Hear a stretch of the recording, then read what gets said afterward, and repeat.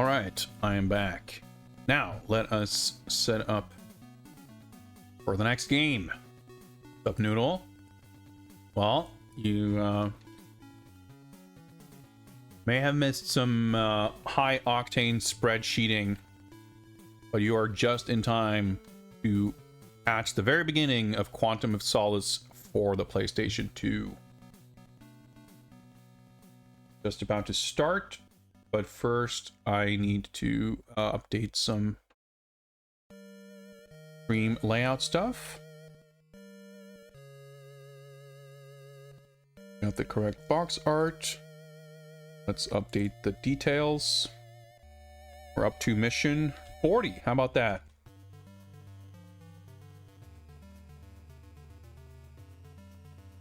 And this was, I believe, a Eurocom game, correct? Yes. Published by Activision. There we go.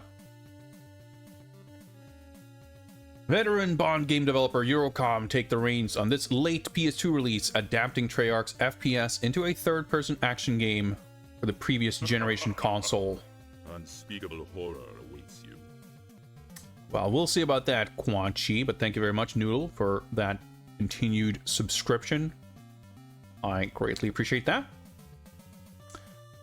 Blending high-octane third-person action with immersive and exotic locales, Quantum of Solace puts you in control of Bond's greatest weapon, his mind. Enter the ruthless world of international espionage and become the ultimate secret agent. Well, that's a lot of fluff. We'll see what that amounts to in the game.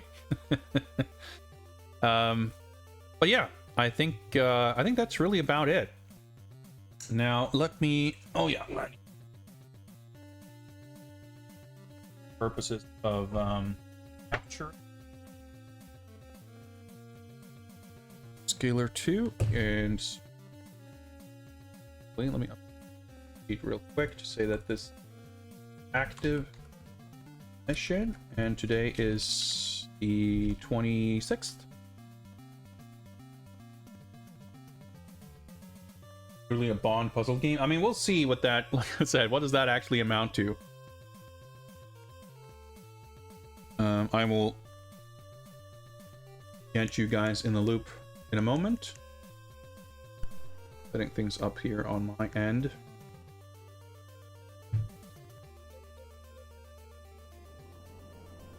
I don't remember how to do this. I set this up the other day, and I'm a little bit new to all this.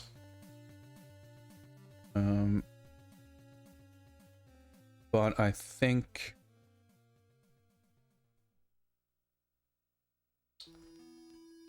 oh shit, I gotta do, hang on.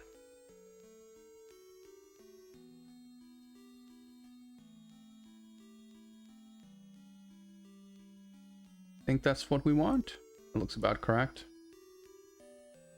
I don't usually hop between systems and capture setups in the midst of a game's Bond stream like this. That appears to work properly.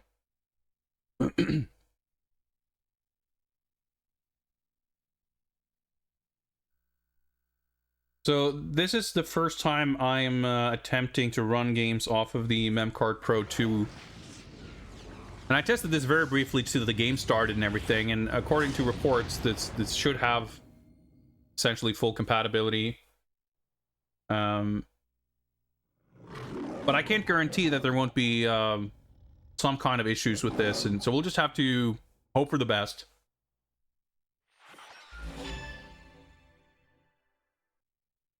But I mean, so far so good.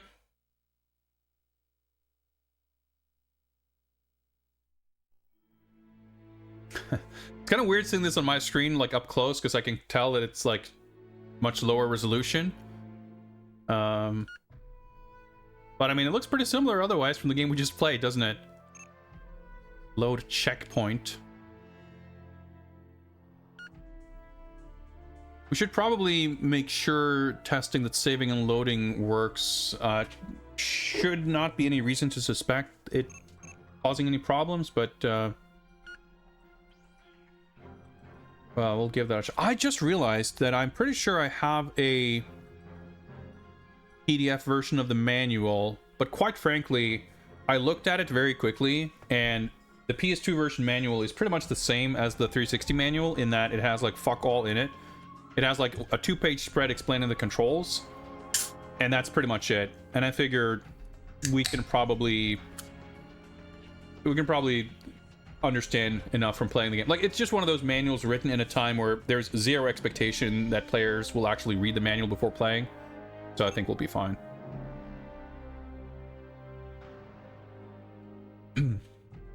If I select this, yeah, see, it even tells us here, so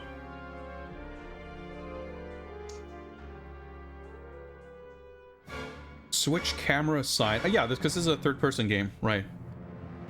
L1 for cover, R1 for shooting / melee, R2 to reload, action, evasive roll, crouch, stand. Okay, so the controls are like all quite different.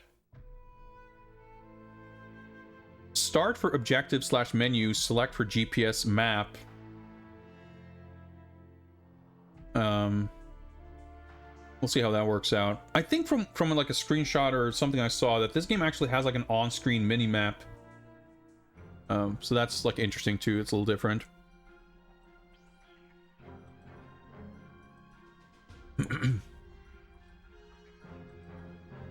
Well, the PS2 was definitely still relevant when it came to like certain types of releases, right? You know, you'll get FIFA and Just Dance and whatever other releases like Madden for previous gen consoles for like 5 years after they stopped getting in the other kind of releases. This is, I would say, not more unusual, but it's like this is the kind of stuff that doesn't quite stick around as long as that kind of thing would have, but it's enough of a kind of broad, you know, something that's appealing to a large enough market that it would still be worth it. But it's it was also just something that was easier to do back then because like development budgets were smaller. Like nowadays it's different because the consoles themselves are so similar that it's less of a commitment to just have a PS4 version and a PS5 version of a game. But definitely, you know, companies like Activision in particular, not exclusively, but you know, you had big publishers, EA, I'm sure, Ubisoft. I mean, Sega did it even for something like Sonic Colors, where they just had 2 games basically, or even 3 or 4 if you count, you know, handheld versions and what have you, from sometimes different studios, just kind of based on the same concept, released simultaneously.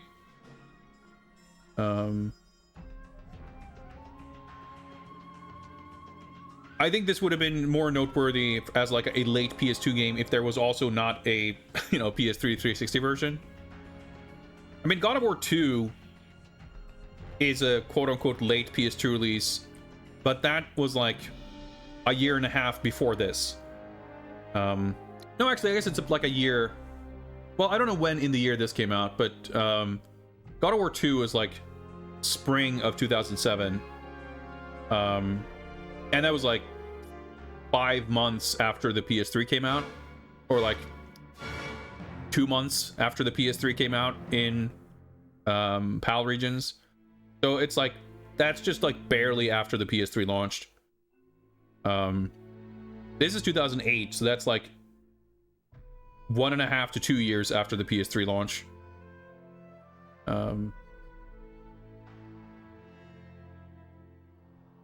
So it's definitely a little bit later, but you know, it had versions and other stuff. The Wii version is like the same, is maybe a bit of a stretch, but it's a similar situation to the PSP version of From Russia with Love, in that it's like this is the unique version. The PS3, 360, Wii, and PC versions are by Treyarch, and that's like the Treyarch game. And the PS2 version, and that is a little bit unusual because in most cases when you had a sort of a cross-gen game like this, the PS2 and Wii versions were often the same. So I'm sure there are differences in the Wii game. I couldn't tell you what they are because I did do this research, but I did this research about 3 years ago when I did the planning for Games Bond. So I couldn't tell you right now what my findings were in doing the research. But based on what the game list ended up being, I can tell you that my findings were that the Wii version wasn't sufficiently unique to warrant playing it back to back. And I'm sure it's like, you know, because I'm trying to think. I think Call of Duty 3 may have come out on the Wii. Call of Duty 2 was like a 360 launch game, and Call of Duty 3 would have come out around the time of the Wii launch a year later. I know that there were like DS versions of Call of Duty and stuff, but I don't know. I don't think Call of Duty games typically came out like on Wii alongside the other consoles. I'm actually not sure. But Activision had a lot of other stuff like the Spider-Man games and whatnot that often had like Wii releases as well. So it wouldn't surprise me if Treyarch were like pretty well equipped to make a stripped down version of their game for the Wii. Well, I'm not gonna get into an argument with you about the game list I made 3 years ago. But I don't have the game and it's not on the list, so I mean the thing is too, like the games, I don't feel like playing that game again with motion controls and worse graphics. Like there's plenty of ports that would be like have some like value to looking at, but like for the most part we're looking at it from the perspective of like what's a different game, and it having like worse graphics or slightly different controls isn't really enough, broadly speaking. Like some of the versions we're playing might have that kind of difference as well, but typically it's because like the reason we're playing it isn't because of that, but because it's like something like more noteworthy or like specific. We do have kind of both versions of GoldenEye, the GoldenEye remake, and that's probably going to end up being like a pretty lesser difference. But there are other differences in that too, and it came out later. Like that was on Wii originally, and then it came out on PS3. Which to me, like, is... I guess I don't want to say that it's categorically more interesting, but the fact that it came out later and has like changes to it and additions and stuff, to me makes it like a little bit more different than just a concurrent port on a weaker system. Like I'm sure there's some elements that are going to be different in the PSP version of From Russia with Love as well, but it doesn't seem worth going through the whole game for like such a potential minor thing, in my opinion. But who knows, maybe we'll come back to it at some other point and just do it as a kind of a bonus thing. Who knows? Anyway, I'm guessing this is gonna be tutorialized to us as we play, so that should be fine. Oh, the wait, scroll had me confused. I thought it defaulted to camera invert, but that's turned off. Aim assist, toggle, precision aim. Wait, precise aim button? Was that a button? Oh, I guess you click the stick for the... I think I might have seen that. So that's interesting. Yeah. If the action is to click the stick, then I definitely want to talk... Like, imagine holding down the right stick while aiming with the right stick to do precise aim. That would be quite insane. Interestingly, the toggle setting for cover is off by default. Oh, we'll play the default controls and see how it works. I guess for 2008, it makes sense to have a 16:9 setting. But I would suspect that all the UI is going to look all fucked up, because that's usually the case on PS2 games.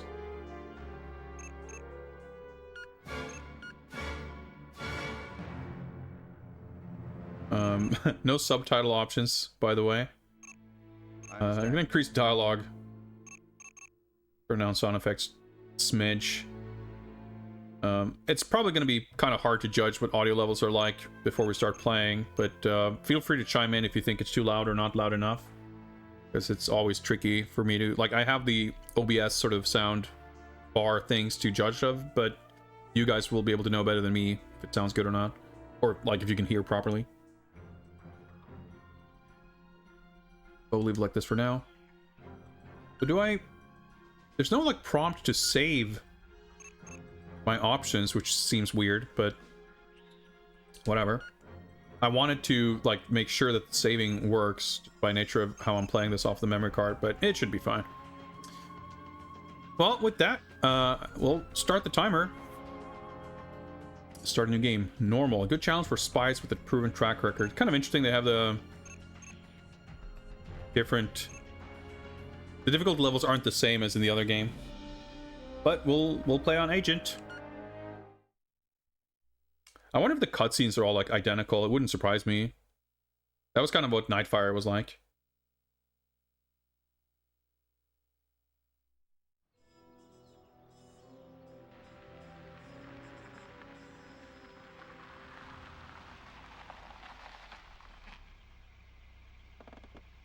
I kind of like these graphics better already, to be perfectly honest.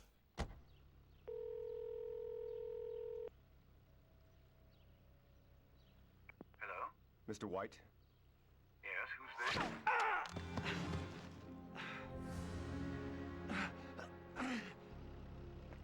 Yeah, this is very, very similar so far.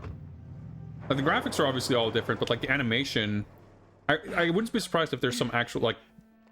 The animation data is actually kind of the same, or like using the same source anyway. Like, part of this is like recreating the movie type stuff, but I'm pretty sure this is... Like, it looks very familiar to the Xbox game. The name is Bond. James Bond. Yeah, there's the Bond, James Bond, by the way. Like I said, I thought it was right in the beginning of the game. Talk.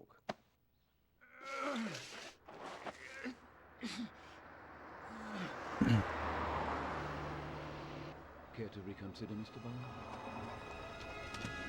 Bond? This just drops the gun and runs away. Okay. Dropping the gun doesn't seem like it would necessarily be super helpful, but...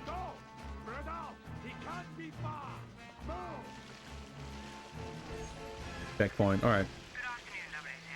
Before you begin your mission, check your surroundings. Alright, M's gonna tell me how to move. Alright. The Xbox 360 game has 4 difficulty levels. The normal one is Field Operative. I think the first one is also like Recruit. And I think it's like Recruit, Field Operative. I think the other one is not just called Agent, it's called something else. And then the top one is 007. Whoa. I just pressed X. I thought I was supposed to open the game menu, but I was like, I see. Okay. If I do this. Okay.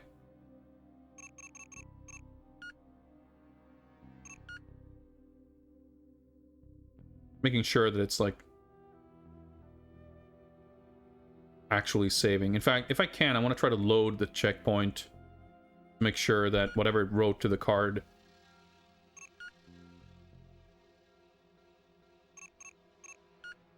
can actually be loaded. Okay, that seems fine. Good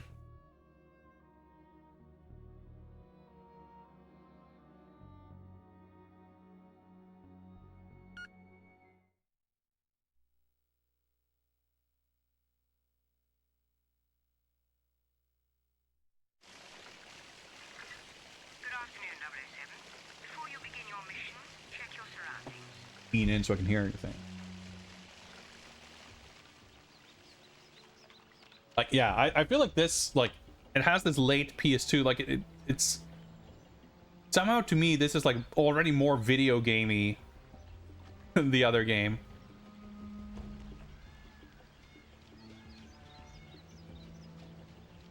The level layout kind of looks very, very similar. And yeah, I think in the other game, you might have to complete the game on the second highest difficulty to unlock the highest difficulty. I vaguely recall there being something like that.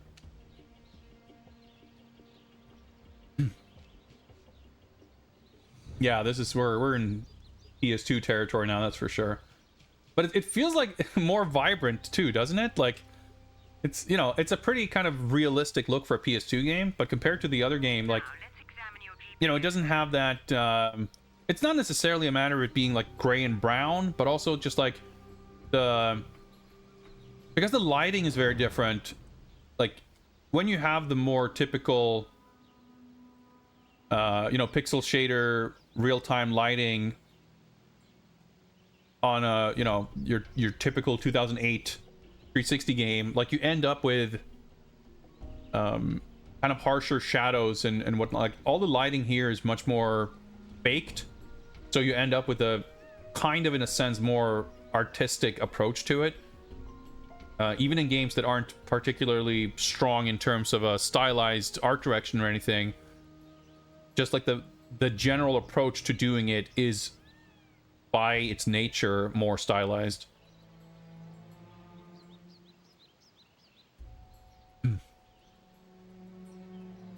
The GPS will show a map of your local area as well as your position. So is it just... okay. Active screen marker. Excellent. Shall we continue?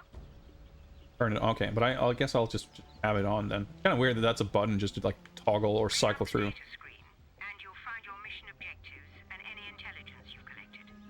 But this is good. Like, the other game didn't go through this shit properly. Press the start button to view them. See, it actually, like, explains what's happening, kind of. Background's having a little bit of a seizure, so the text isn't the easiest to read, but pretty cool. Use the gate to exit the gardens and head towards the boathouse. New objective.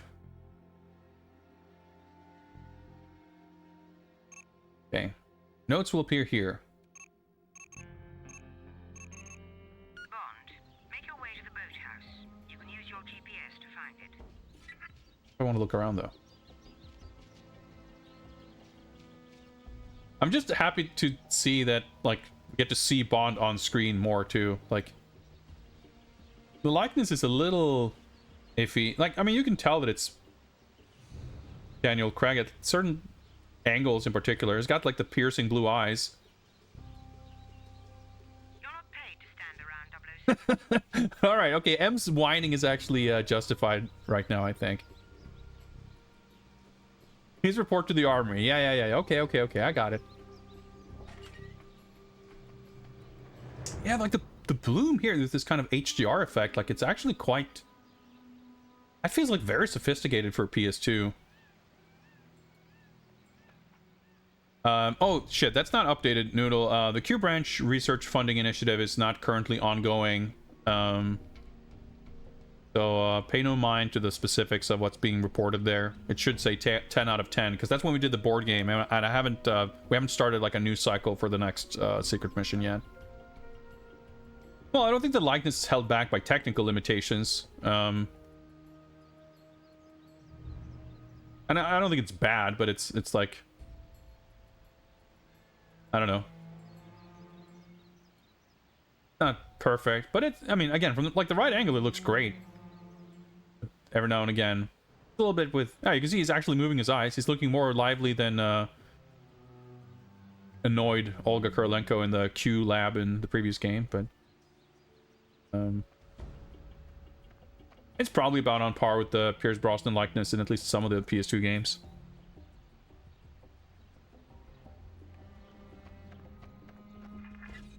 Bond, Tanner here. That's the boathouse. You're gonna need to vault over that gate and look for a way. I like this. It's actually like introducing us to the mechanics and stuff. All right, we're gonna do some climbing. Got a nice sprightly limber Daniel Craig here. Trademark Daniel Craig movement speeds.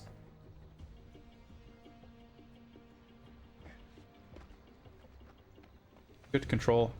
Nice little vista. Water material is a little... scale of it seems a little funky, but yeah, it's not a bad looking game for sure.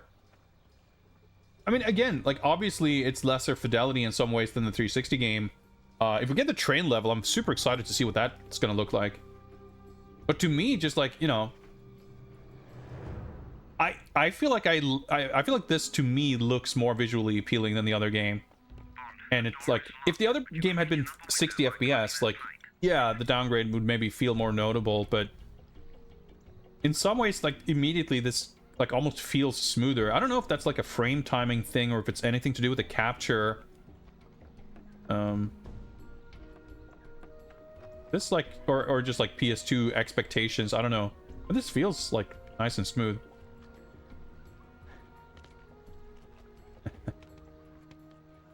Man, he's schmoovin'. Even honestly, this tiny little like exploratory finding the detour to get in, like sneak into the boathouse or whatever.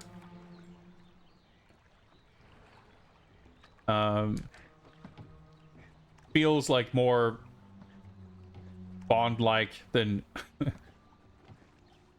the entirety of the previous game.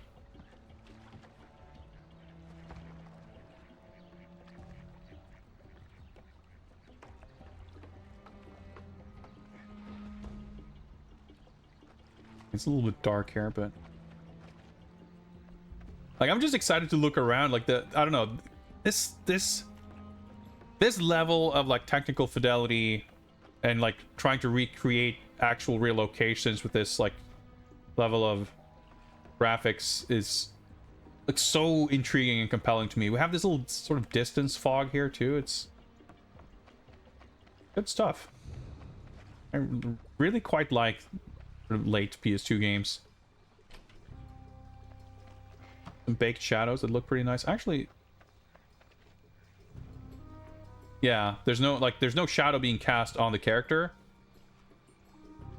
but he's like fading into the correct degree of shade. So, but you have this like interpolation. So when you're like moving into the sunlight, like it's not as jarring that he's like snapping from one ambient light level to another.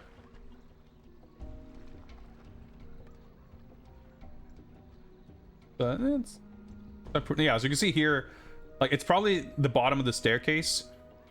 Like as soon as I go on this ground plane here, like he's still in full brightness. But there we go, now we're in the shade. But if I'm just running at full speed, like never notice it. So I wonder if that's like per triangle or something, like how, like it would have to be something like that. Obviously you wouldn't like, well I shouldn't say that. I was gonna say obviously you wouldn't do it like per pixel, but you could probably do some kind of what's the word, like line trace of his position and check against like a texture maybe to see if it's like the light map texture, if he's on in shadow. I don't know how you would do that exactly, but it would certainly be easier to do it per polygon, or like I imagine it would be cheaper.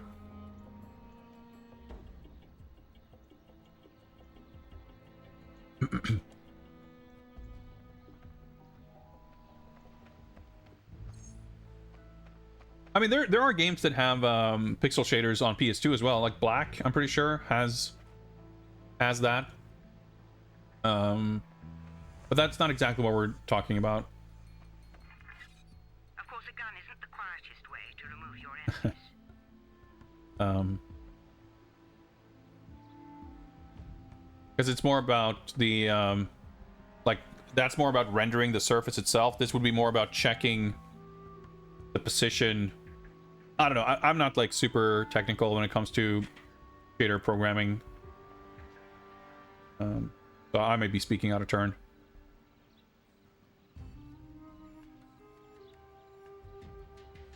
But I mean, there's also, I mean, Chronicles of Riddick and what else am I thinking of? That definitely also has like pixel shaders and real-time lighting on Xbox.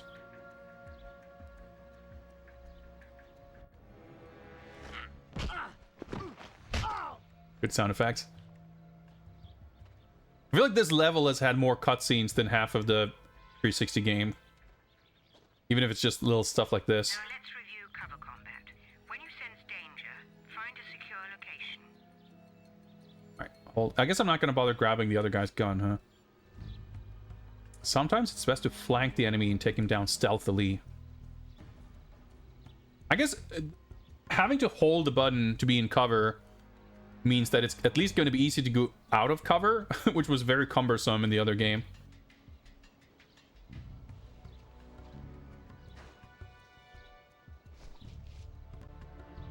Moving right so you can fly. Like, it's actually introducing...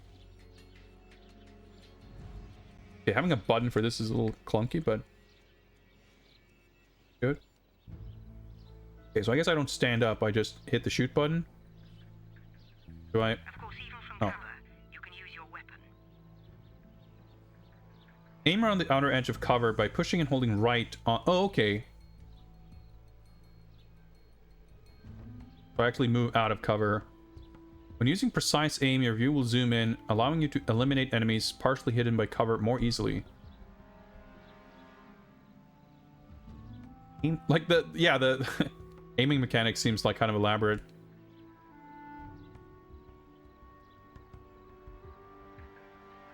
Your health silhouette on the HUD will change appearance. Oh yeah, that's pretty cool.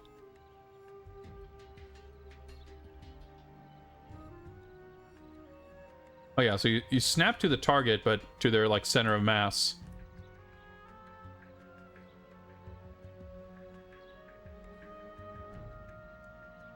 Oh yeah, the colored reticle to determine range was a thing in previous Eurocom Bond games as well.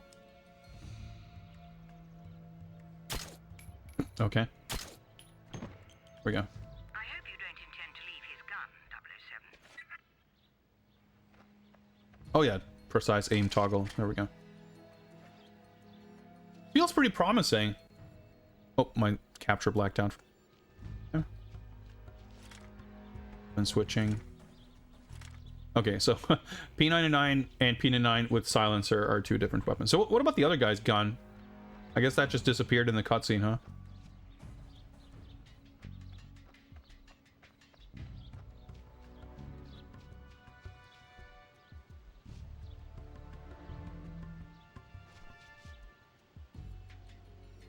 Okay, open the gate from cover. All right, pretty good. They're actually giving us like proper opportunities to practice. And if I'm standing here, yeah, you just kind of snap into closest cover. That's really good. Dude, okay, let me briefly do this and see.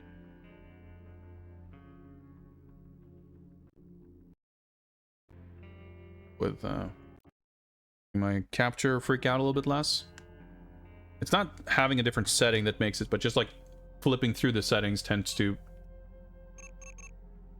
make me feel better about its ability to actually not black out, but I'm not sure if it actually changes anything. Careful, 007. Tanner informs me that more of Mr. White's men are gathering up ahead. They're setting up positions at the large greenhouse. I understand.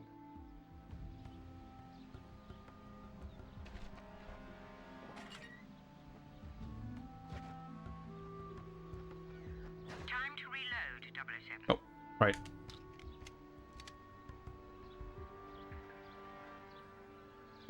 Yeah, so the very beginning of the stage looked quite similar, like the transition basically from the opening cutscene to the start of the level. But this whole part, like, ever since then, everything has been different. So I wonder once we get to the estate... Like, obviously the design of the greenhouse is, like, from the same concepts and everything. But I have a feeling that stage layouts aren't really going to stay the same. It seemed at the beginning that they might, but yeah, everything has kind of been different so far.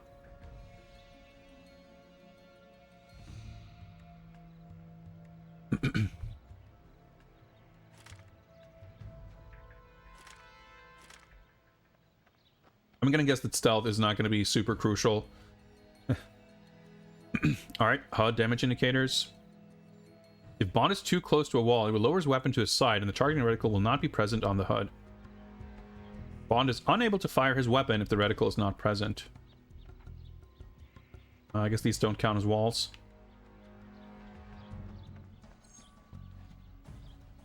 I'm trying to see that the reticle isn't there, but the checkpoint text got in the way. Okay. See what that looked like. Eliminate White's security team. Oh, Someone there? what the? I'm popping back into cover after every time I shoot. That's a little weird.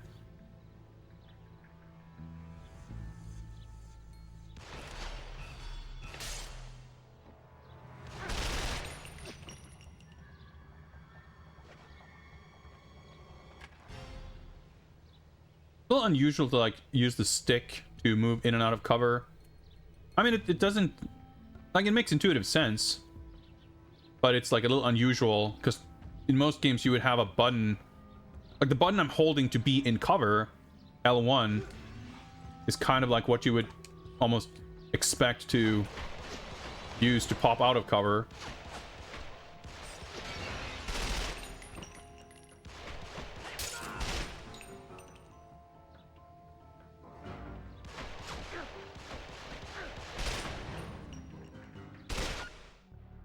Okay. I was wondering why my controller was behaving a little strange. I think it's just a loose connection somewhere. Like it was dropping back.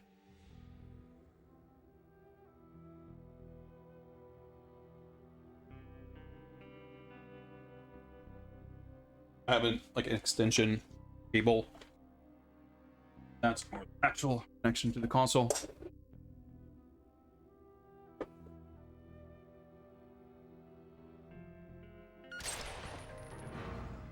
Yeah, I guess we see the enemies on the radar. I kind of forgot about that.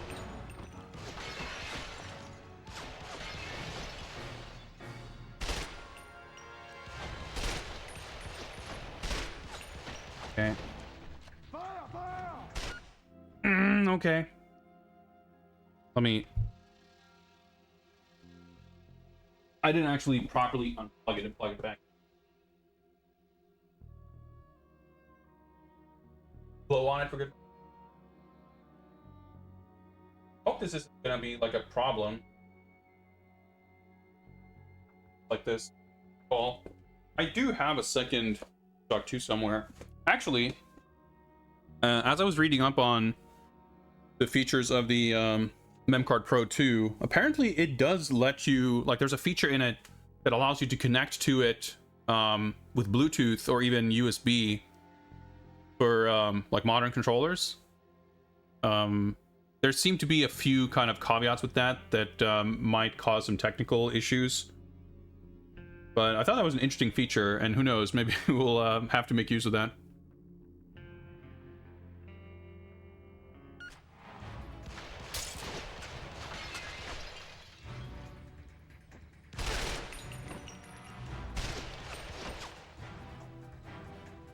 I guess it was like standing up to reload. And he wouldn't like go back into cover.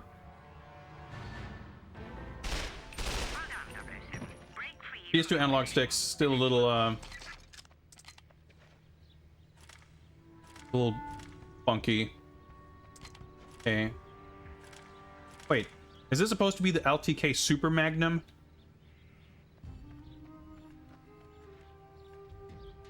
Look at the model. That just looks like a... Well, it's certainly a pistol, not a revolver, but...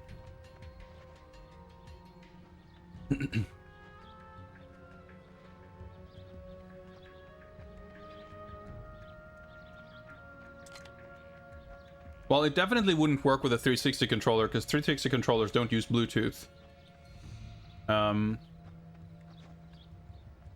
Yeah, but it has like a compatibility matrix where like some controllers work with USB, some work with Bluetooth, some work with both. I didn't look at it too deeply, but it's like also a thing where it's like, oh, if you use this feature, make sure you don't have a controller plugged into the corresponding controller port or shit might break. It's like, you know what, I'm probably not going to use this, like, or at least I'm going to make sure to read up on the specifics of how it works before I attempt using that feature. In the meantime, I would prefer to play my PS2 with my PS2 controller anyway.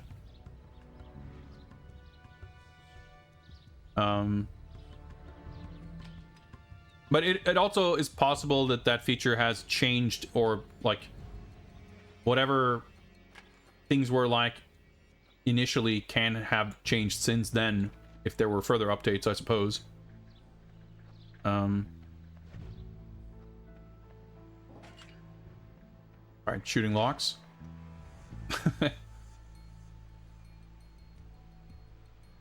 Yeah, I don't know. I'm just saying there's a possibility. Stuff like that I wouldn't take to be like perfectly set in stone.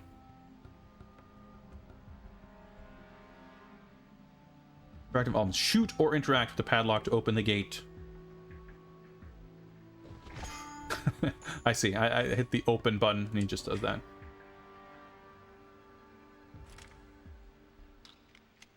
We'll keep our silenced pistol. Towards the house. I expect Mr. White delivered to me in Sienna as soon as possible. Good luck, 007. Let me know when you're inside. You've got some time to find our missing money, but not much. We need Mr. White delivered to Subdue Sienna button. as soon as possible. A cinematic widescreen knockout. Dude, he moves pretty swiftly for being crouched. That's pretty good. It's not gonna suspect a thing. I like the little stoic look into the distance after you knock a dude out. Pretty good.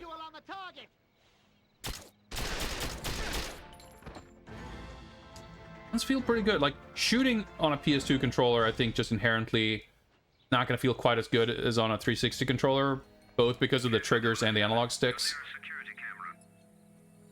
But the sounds and the feel of the guns and everything is, like, it's interesting because the shooting feels quite different in the Treyarch game compared to the previous Eurocom games. But this has like some of the same snappiness and appeal of the Treyarch game, but part of why it maybe doesn't feel quite as good could come down to the controller. But obviously I haven't been doing a lot of shooting yet, so we'll see how it develops. But like the aiming is a little difficult. Like the thumbstick just doesn't feel as good to aim with, in my opinion.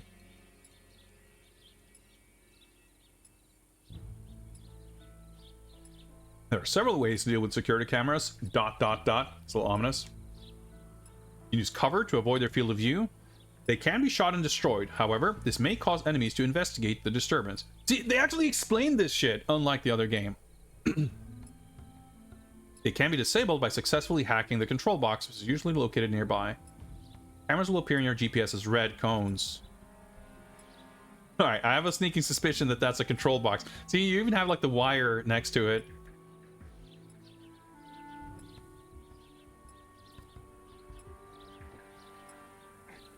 Oh, that's right. Whoa. I was holding right, but I should have not... That makes me go into aim mode, and I should just do this.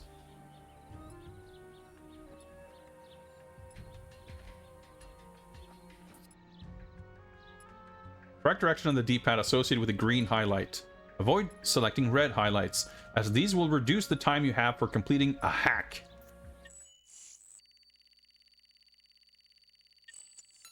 Okay, this is pretty similar. Like, mechanically, it's like a different implementation of the same design. The UI is different, and like, hack complete. But it's basically the same. Although, interestingly, you don't actually hack the cameras in the other game. This hacking minigame is only for unlocking doors in the other game. You hack cameras by, like, flipping breaker switches in the other game. Oh, okay, it just canceled the reload animation for some reason.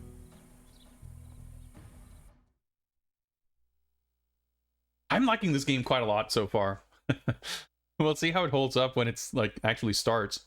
I wonder if I'm like being more positive on this, knowing that the other game kind of escalated in quality.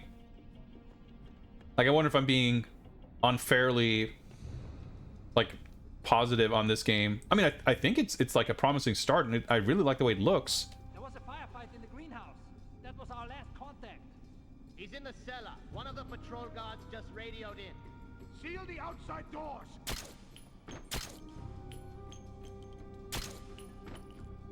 Felt pretty good.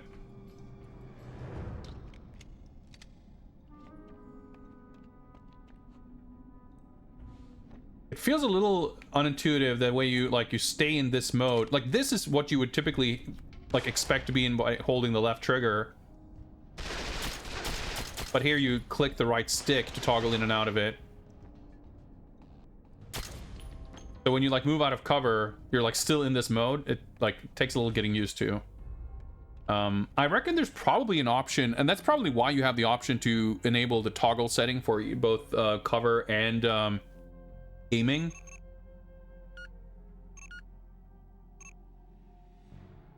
Southpaw, so casino. Yeah, so here's cover is on X. Precise aim is L1.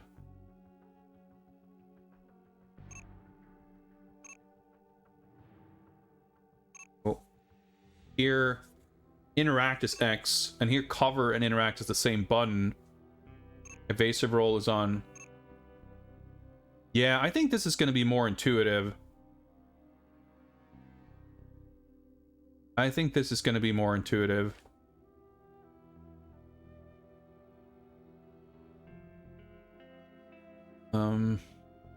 Let's try this. Then also we're gonna toggle.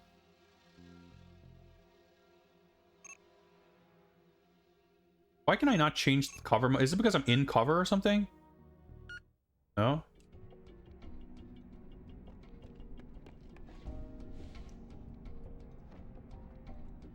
Maybe it's just the face. If you have it mapped to a face button, it doesn't let you have it as a toggle. Or rather, not a toggle. Yeah, because it said off, I think. But it is actually on. It is a toggle. I'm just pressing the button. And then I'm holding L1. Yeah, this... Okay, already it feels like much more intuitive. Then... Whoa, that's my evasive roll. My reload doesn't change. Whoa! I already immediately pressed L1 to take cover.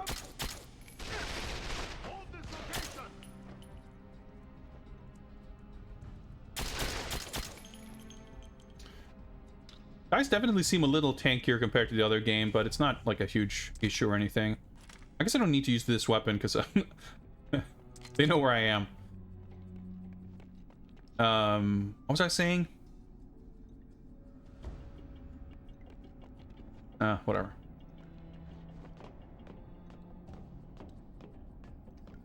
I'm inside. Oh yeah. His briefcase should be in his wall safe. You don't see your reticle on screen until you like pop out for cover, so you can't like line up your shots perfectly and then pop out of cover. I think kind of makes sense.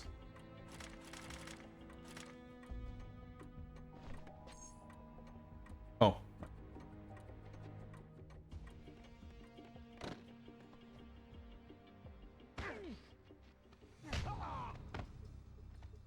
Yeah, this is like foyer familiar from the other game.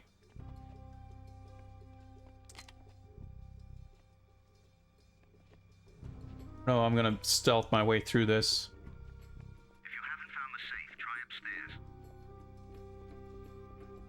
Yeah, this room layout is like the same in the dialogue. Oh shit. Oh, okay, that's nice and quick at least. I was trying to see if I could sneak behind him. Get me the hell out of here! Yeah, I keep trying to press L1 to take cover as well as to aim. Yeah, I saw a dude over there somewhere.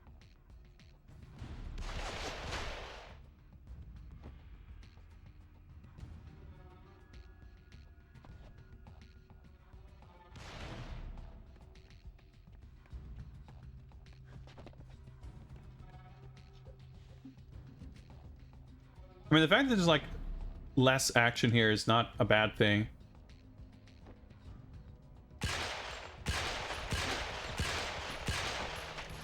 The aiming's a little awkward. Like, it's a little less frantic, but we'll see what happens if / when this whole shit starts exploding. There's fire everywhere and we have to escape. Like, I'm still inclined to like want to explore and stuff, but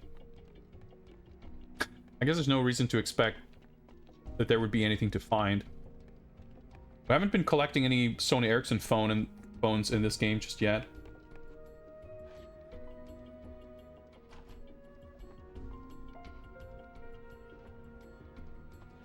I'm getting a little used to the controls.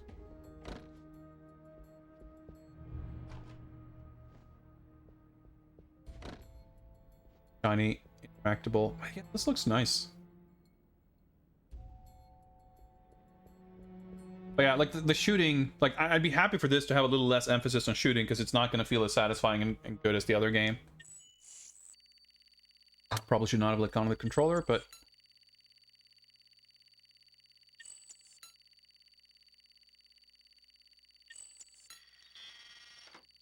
Tanner, there's no briefcase. The safe's empty. Damn it, the Treasury won't like that. And it looks like you've attracted some unwanted attention. I'm tracking another group of White's men heading to your location.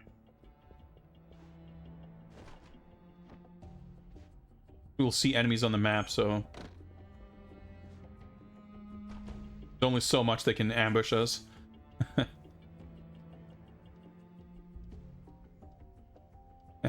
Any items, such as a chandelier, perhaps? I don't know what's being marked as red, but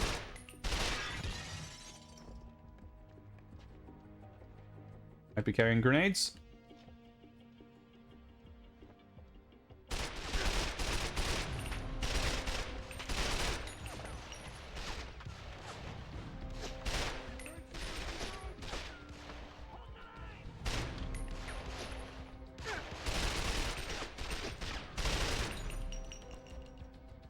Short on ammo. Let me.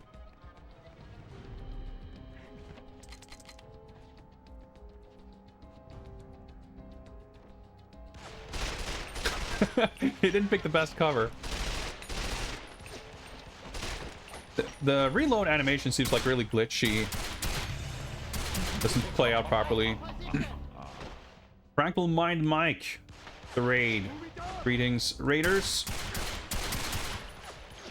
We're enjoying a bit of James Bond action.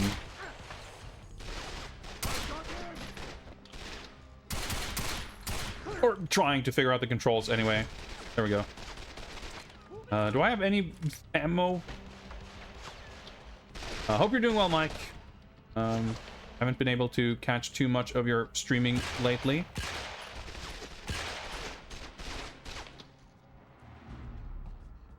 Been getting back into James Bond myself. I finished the Xbox 360 Quantum of Solace the other day, and now we have progressed to the PS2 one. That's the reload button. So in the other game, this place is a raging inferno by the time you're going back through here, but maybe it's still to come. All these weapon pickups. Interesting. I mean, obviously, I don't know how representative this will all be for the rest of the game. But the fact that I can collect a bunch of different weapons, but I don't seem to have much ammo for any of them, I wonder if that's indicative of what kind of flow and progression will be like of swapping between weapons, because that's not really too much of a thing in the other game as much.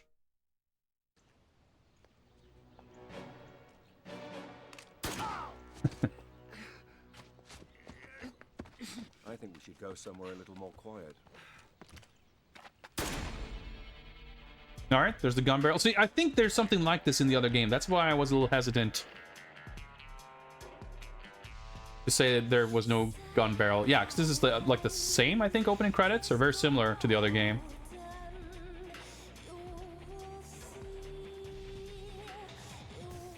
So, yeah, you're joining at a good time. You didn't miss too much. The first 38 minutes was mostly me fumbling around with the tutorial.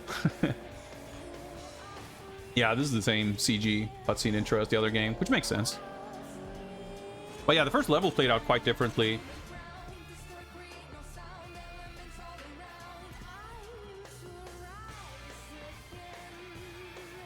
But I'm optimistic. I ended up liking the other game more than I thought I would by the end, and I'm already like pretty keen on this so far.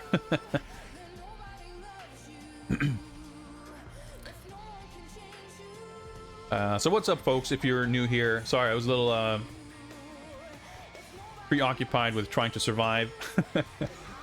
I'm doing a project called James Bond, in which I play every James Bond video game in chronological order, as best I can anyway. And we have made it to game number 40 out of 50.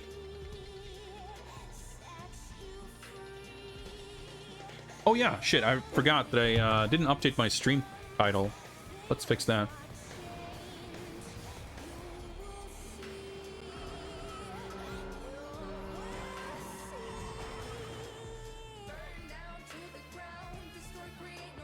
There we go.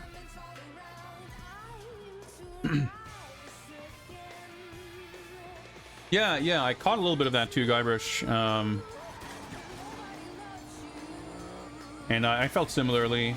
I don't know that I would realistically get around to playing it, but I thought it looked cool, and it's the kind of game where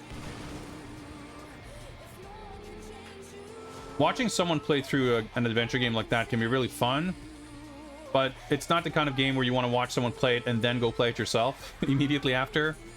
So it's like a lot of people were streaming the Crimson Diamond when that came out, and I still haven't played it, but I definitely wanted to make sure not to watch too much of it because I want to play it because it looked fantastic.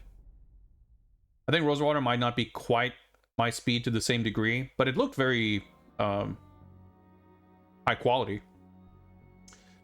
Dude, we get a proper end of level score tally screen. Like, this is the shit that was missing from the 360 game for sure. Like, even if this doesn't amount to anything, just getting the proper wrap up of like, the stage is over, we're done.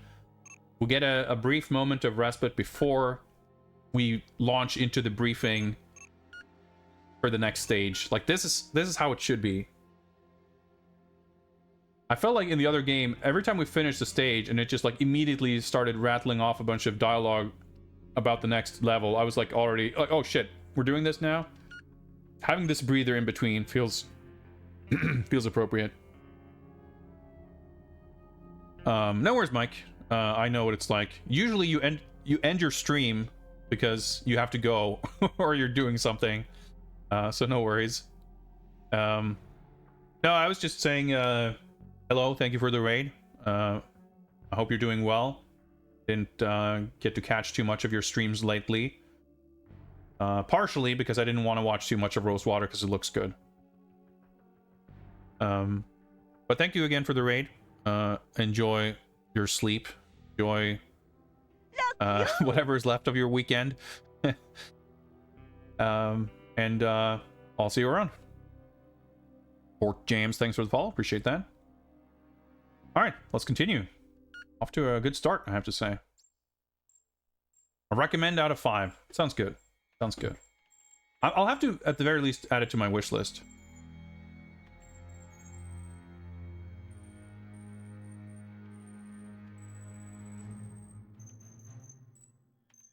Yeah, it makes sense that all this stuff would be like the same in the two games.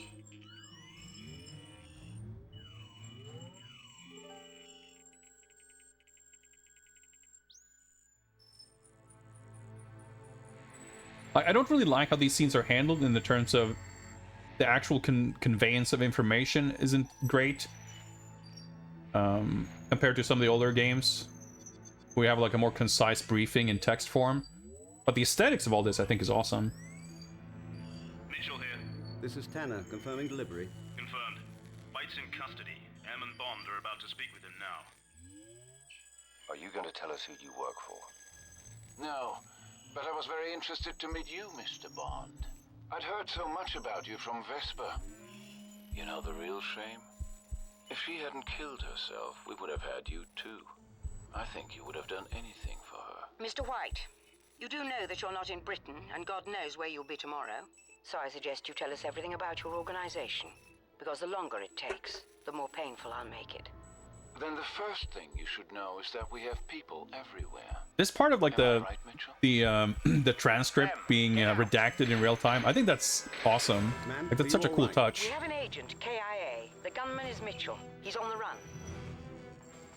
But sadly, it's like Yes, Mitchell, my bodyguard. Alert the Sienna station. Not very easy to follow Mitchell's what's even betrayed going us. on. Like He's so on the much of run. He must be caught.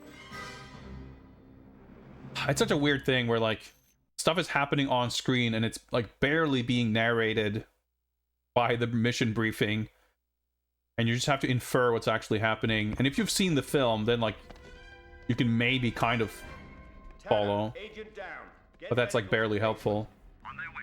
Do you see Mitchell? He's heading underground to the old Roman cisterns. Splashes of water. I mean, yeah, the graphics are, even for being a sewer level, quite pleasant to look at, I have to say. I don't know if you can see shit, like it's like I have this bright light shining at me, so I have a hard time looking at anything, but it looks on my capture it seems probably even darker. Oh, I guess I have to run. Okay, mission failed. I'm just trying to see what my how my capture looks.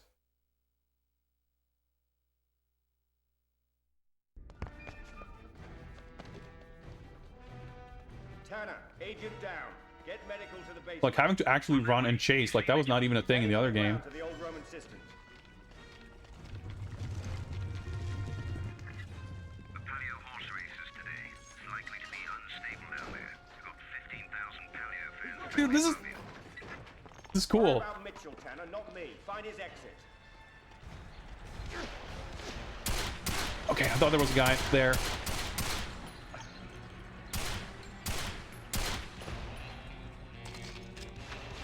Okay, there was a guy there. Well, screw that guy.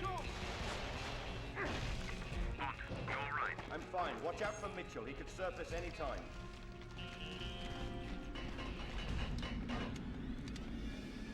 Oh yeah, I could shoot him because we need him alive. Like the pacing and excitement of this is so different. Use? Okay. From the other game. Like this actually kind of feels like a chase scene. There's like more animation for this stuff.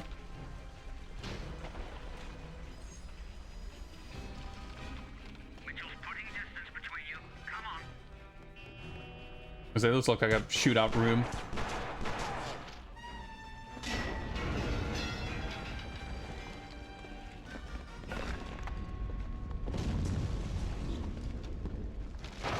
Oh shit. Okay. Come on, Bond. Pick up your pace. Oh, there's a ladder. I've lost him. We can see him. Mitchell's come up just off the campo. Oh, now we'll go after the rooftops. This is like sick. This is way cooler than the other game, where we just did like a bunch of sewer cover shooting to shoot out like 5 dozen thugs. This feels like way more in the spirit of something like Everything or Nothing, where like each scenario was kind of more crafted to give a particular feel, as opposed to just having the same Call of Duty shooting mechanics in different locales. Between you. Come on. He's still behind me. Stop him.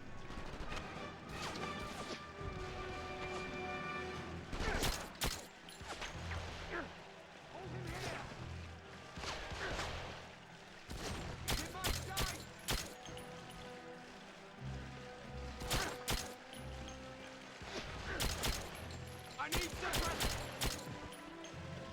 There we go. Got him. Mitchell's back in the street. He's got into a car. Hurry. Stop the car, Bond. Shoot its tires. This is sick. This level alone has had like more cutscenes than the other game, feels like.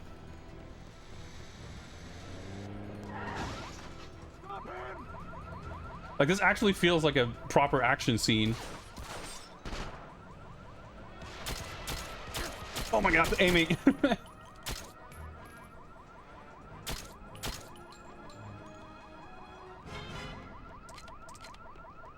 stairs, Bond. Like the actual level design and like being pushed in the flow of the chase, He's heading upwards. quite good. Mitchell's going for the roof.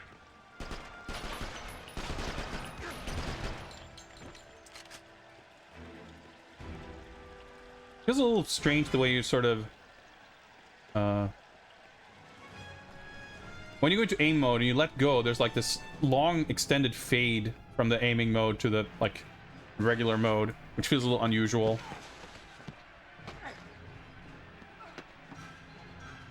Rooftop parkour chase.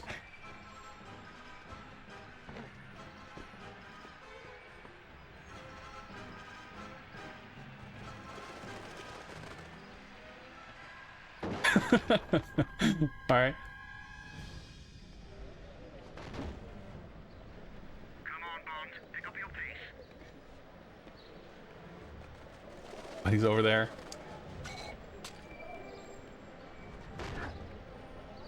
He's inside! Hit the door!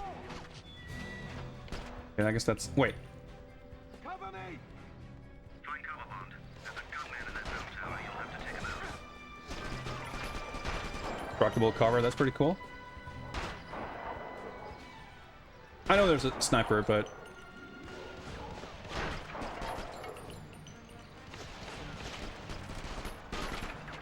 I have a shotgun, apparently.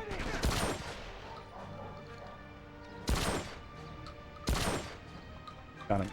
What kind of weapons do I have? Actually, you really do have to... Like, you don't get much ammo, so you really have to swap between...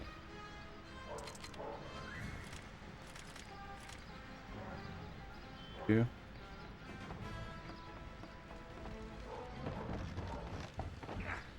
Can't believe you just did that. Where is he, Tanner? Is he heading for the towers? Confirmed.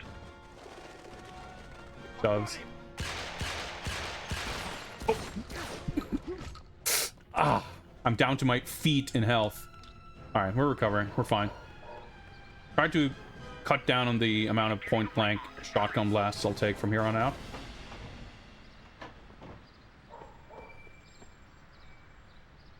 Drop the gun, Mitchell, now.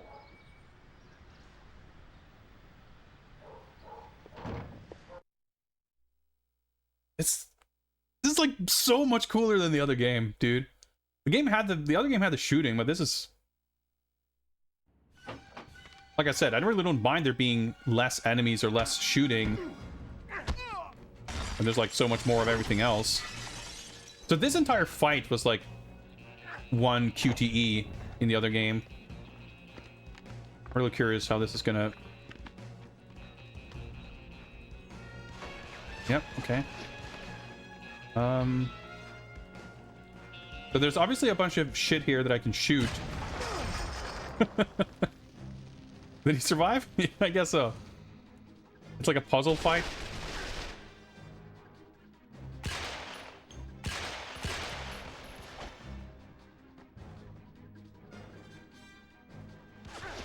Is that him shooting at me?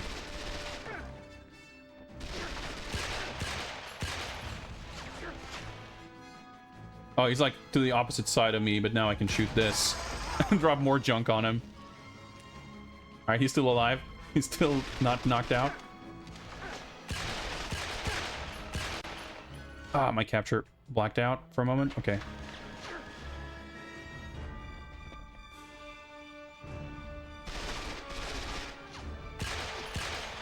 This is like a more mechanically involved fight than anything in the other game. Like an actual proper boss fight. Get ready. All right, QTE time.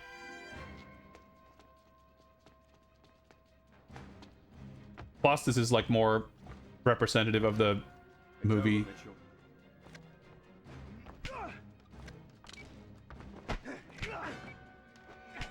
Even the timing of the button prompts feels like totally random.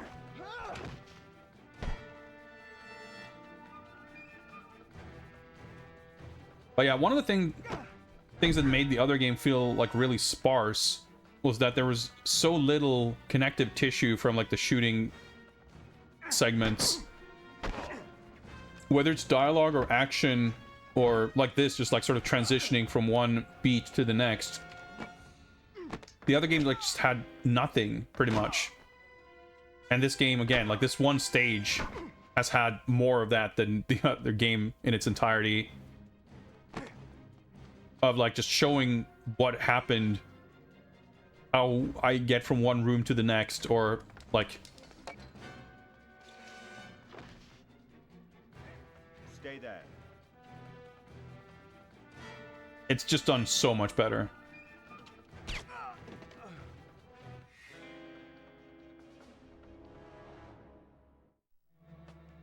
And like, this game is actually really good.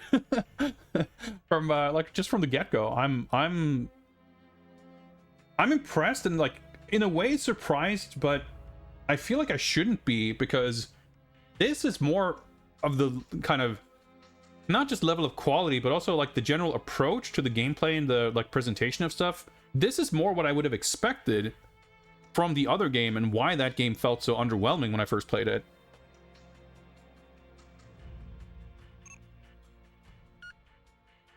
So I guess I can't at least reasonably expect the same kind of escalation of quality where the 360 game started off kind of bland and just ended up having more challenging and interesting shooting in the second half of the game.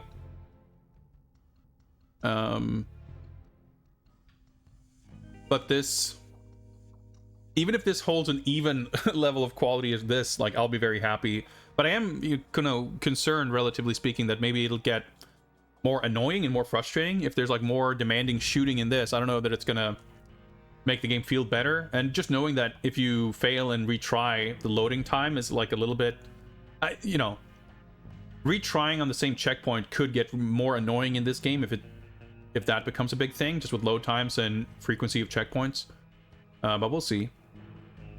Even with the increased number of cutscenes or kind of moments showing what's happening through the levels, I would still expect this game to have pretty much the same levels, which means that it's going to skip over the same giant swaths of film, and we're going to have a similar level of like poorly explained context for some levels and what have you. But we'll see. Let's continue.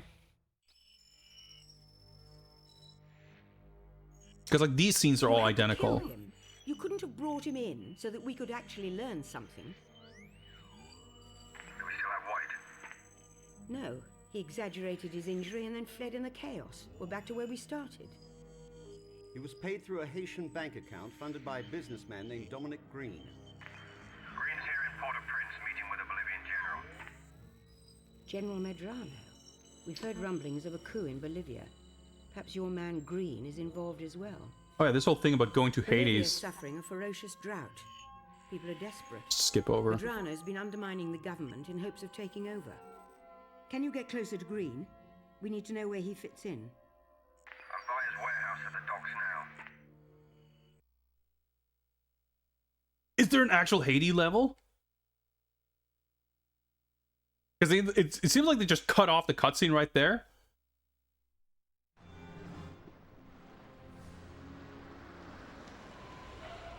This level is not in the other game. She actually gets a proper introduction. Like, holy shit, this is like they're actually doing things properly, and we're on a dirt bike and everything. Well, not for long, but still. Dude, I'm like blown away. Like, I thought for sure that they wouldn't be able to take, like, I thought basically that the template of the other game would have kind of dictated what levels are going to be in this. But it was so bizarre in the other game that like even in the cutscene we just saw, like, it's presented as this one radio conversation. Like, M basically calls Bond on the phone and says, wow, you shot that guy. And Bond like, well, I had no choice, whatever. And it's like, well, we have this information.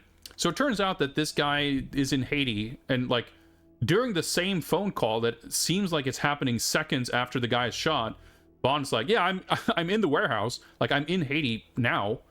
So that's like really weird. But that's how it's just like skipping over all these beats of Bond actually getting to a place and learning information. But in this version of the game, they give enough of the cutscene to provide context of like, they started talking about this stuff, and then instead of skipping over this entire part of the plot over the course of this radio call, they're like, nope, stop. We're actually going to go there. We're actually going to have video game happen, which is good, because it's a cool location and everything. And in the movie he drives a dirt bike and jumps on boats and shit, which is sick. Um, Camille, I didn't expect to see you. Where is Dominic? Miss Rivera, Mr. Green is indisposed. This is urgent. but we get like proper introduction to main characters. Can I like holster my gun or something? Although I have to say, her like Olga Kurlenko's likeness was not super impressive. Or as lifeless and weird as her model might have looked in the other game, it did look more like her than this one does.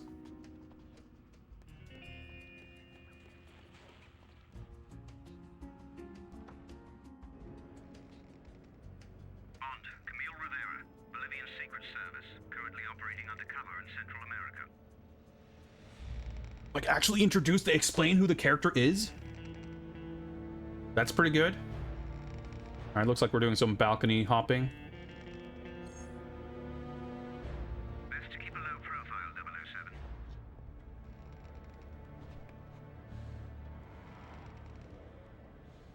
I'm just waiting to shoot down that crate, but not do that just yet, I suppose.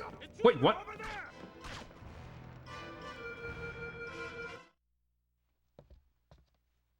Okay, where is he? Oh, dude, this guy! There was a henchman in the movie with the worst haircut ever. He was not in the other game. We have an intruder. The meeting's over. Like unique mission fail cutscenes? Like it's like a real video game. It's like this game is providing so much context to just demonstrate all the corners that were cut in the other game. That load time actually wasn't bad.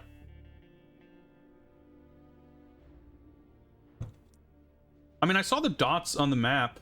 Best to keep a low profile, 007.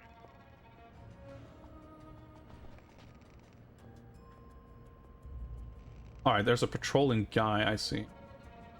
He the guy who saw me? Oh, I guess probably. I'm assuming I'm not meant to take those guys out. Wait for him to turn around.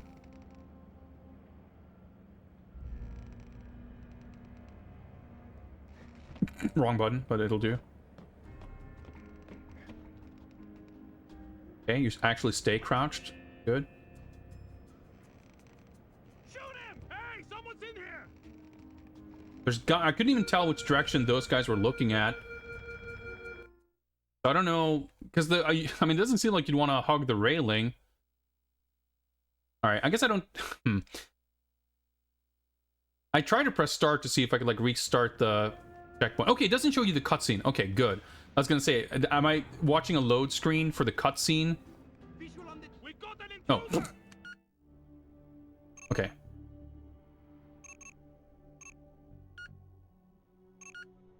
I just want to see that, like, if I can do that.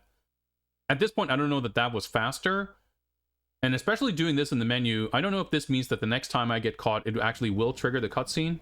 I guess we'll find out, but... Best to keep a low profile, 007.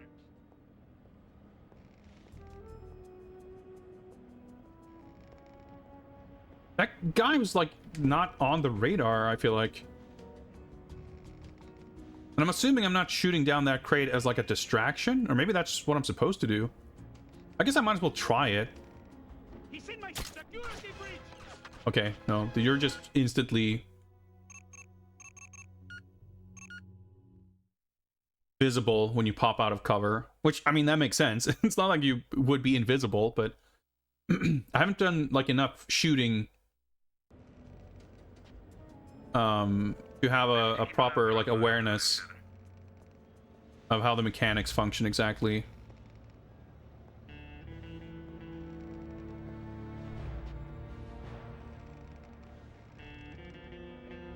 So, I like that you're still in cover, but you're like, I'm locked to the cover, but if I look the other way, I still have full, like, aiming freedom, aim the other directions, and I can just, I can just walk out of cover. That turned out to not exactly be true. Can't vault over this. Man, I wish I could tell, like, is it that guy in the right window? I'm trying to just determine who's actually seeing me. And I'm just assuming that I'm supposed to sneak past, but I don't know, like, maybe it's this guy. Best to keep a low profile, 007. I don't know if it's the guy in the window or this guy in the yard who sees me. Am I invisible when I switch cover? I am not. Okay. Because it seems like I might be able to sneak into the yard and knock the dude out. Like, the enemies' bodies instantly fade out of existence. So, Best to keep a low profile, 007. at least, like, bodies staying around isn't, like, a problem.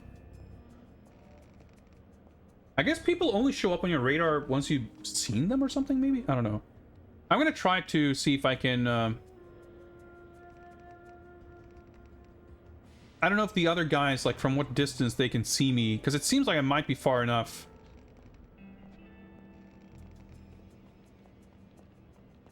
Security breach! Yeah, okay. Maybe. You know, it was worth a shot. Okay, this is definitely a bit tricky, but mostly because I feel like I'm getting very poor feedback on what I am doing wrong when I'm failing. The objective marker is clearly pointing me towards the ladder. Now, I suppose it's possible that I could shoot that thing from a position like here. Someone there. Yeah, where I didn't, like,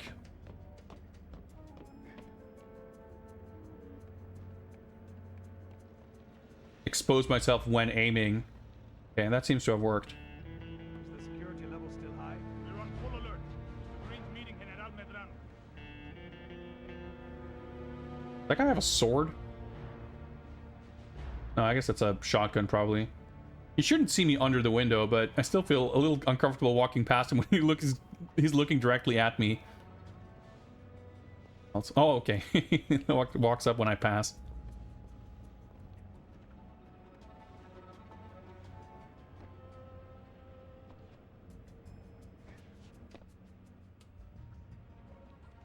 I'm in. There's the checkpoint. Love to see it.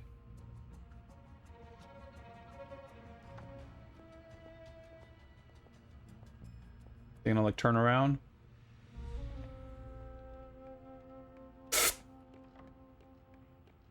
Enemy located! Intruder over there! You see him in the background. That's pretty funny.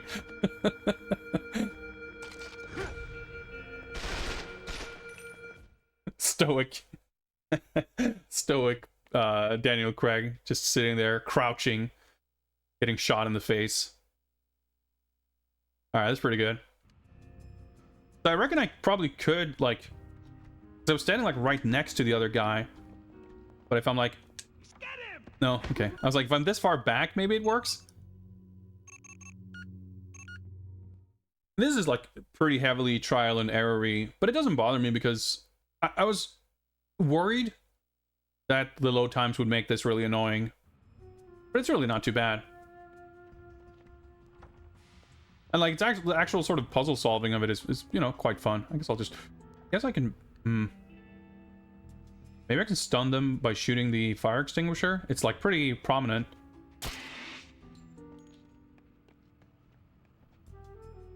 Okay, I can't. I was trying to open the door, but I might have wasted my moment here. We'll see. I think the guy hasn't seen me yet. Okay. Okay. Luckily, that gunfire was... No one noticed it. Oh, I guess I don't... Wait. Do I... No open door prompt. Do I go out the window or something? What the... Yeah, I thought there was, like, some weird blurring effect when I blinded by the sunlight. Did I glitch something? Seems like I should be able to open this door. Okay, let's try that again.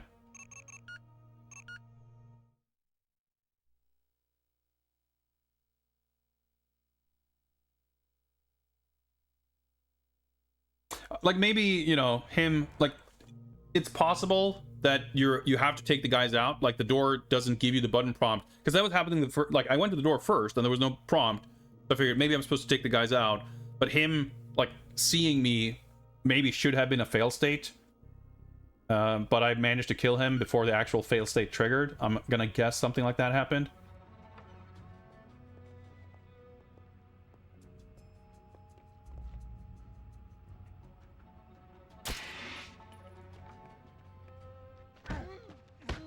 Can't like skip this, that would be convenient. Hey, someone's in here! What the?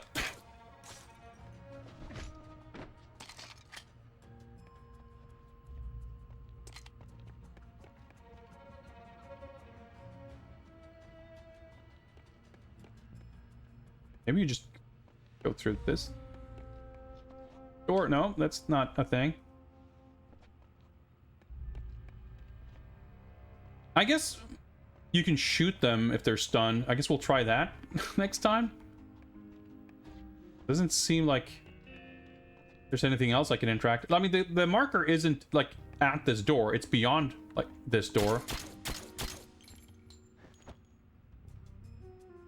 But I can't do anything with the door. I mean, if I can restart the mission. We're 5 seconds into the mission, knowing what to do. But it's like kind of weird. Doesn't seem like this should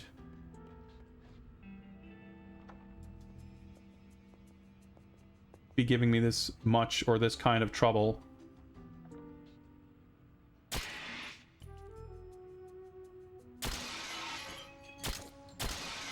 Alright, no one heard the windows, I'm sure. Yeah, there we go.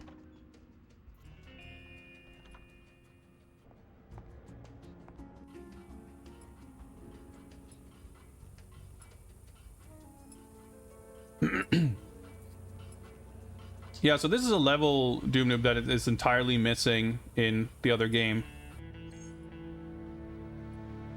We're in Haiti, being properly introduced to the character of Camille. Where do I shoot this thing? Do I just shoot something flashing red? Yeah, I guess I'm being seen.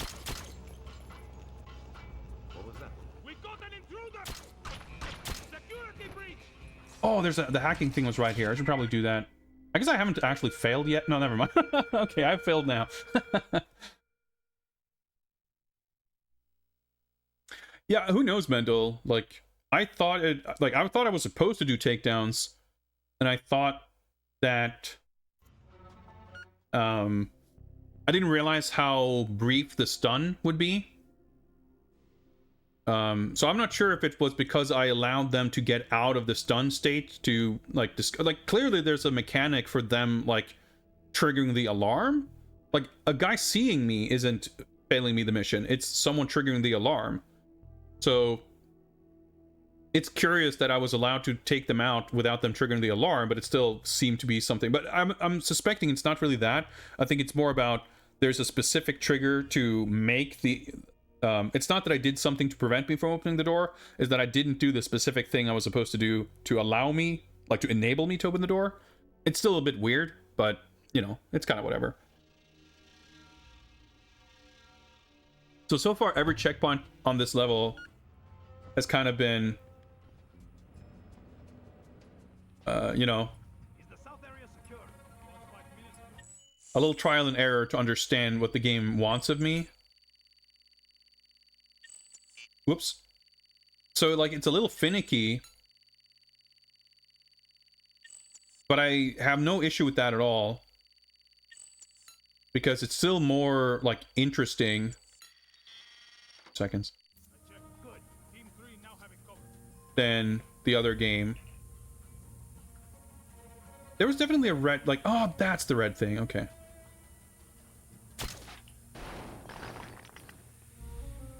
They should like that.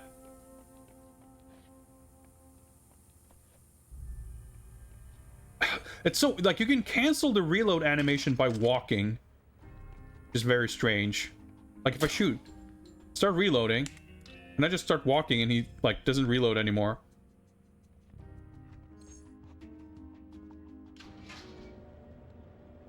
Now we have him!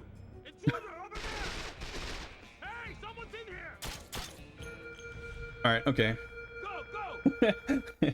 It feels a little unusual that popping out of cover gets you, like, instantly detected, but, you know, it's just a rule that you have to be aware of and play accordingly. I should probably have, like, hopped onto the other side and just, like, scope it out a little bit first.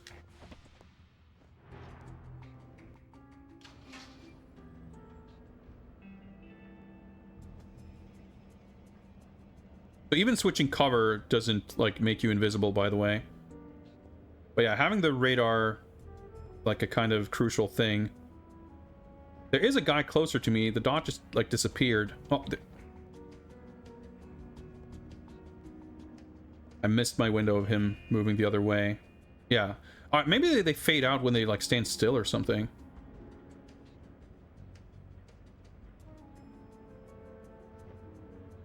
Yeah, okay. So he faded out on the map while, like, walking over to the other end of his route.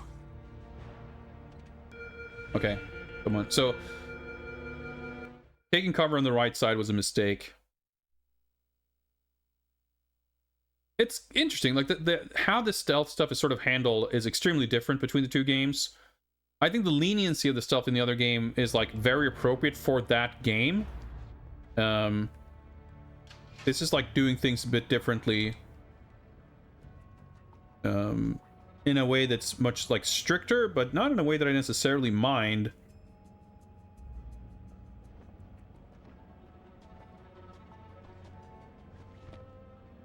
Oh, I'm getting the buttons confused.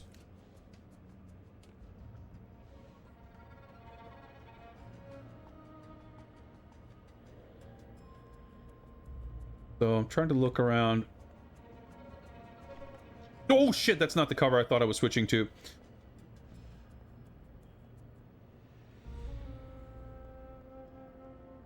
What was that? You! Stop! Intruder over there! Ah, fuck. I guess the other guy noticed me. That was, like, pretty exciting. But I got super tripped up when I thought I was switching cover, like, straight to my left, but I, like, pushed forward in a way I wasn't expecting, which meant that, like, I was sitting in a spot where the other guy would have seen me eventually. But yeah, so that guy on the right, his route is actually, like, pretty short, and I need to... What was that? Not sure if... Hey, someone! Yeah. I fucked up because you pop out of cover using the left stick.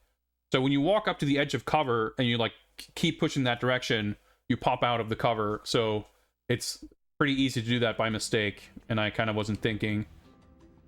So I can't pop out of cover now, so to speak, but as soon as I open the door, like, I'm at the corner, so I can press X to open, but if I touch the left stick to the right, I pop out.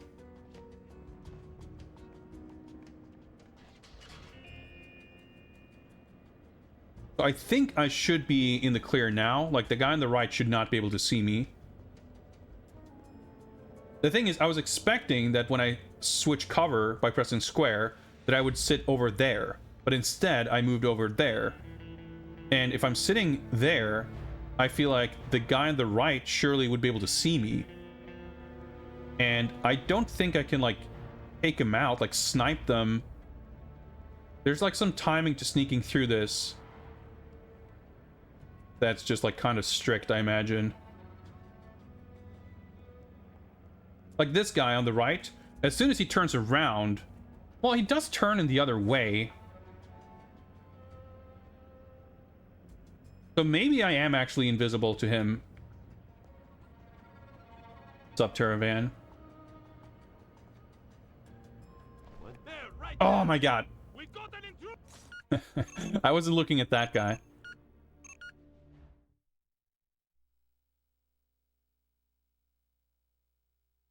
It's one of these things where it's probably not that difficult if you know or understand what the game wants from you, but it's just like a little obtuse, the kind of route you're meant to take, and it's like it's probably a little too specific, like for its own good, so to speak. So when that guy's standing there facing this way, I can't switch cover now. I have to wait for him to turn around or start moving or something.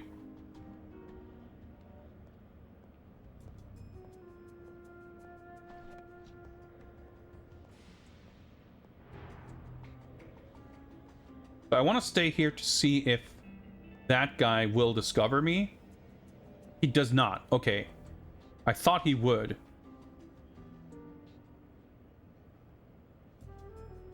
What if I'm sitting this far out?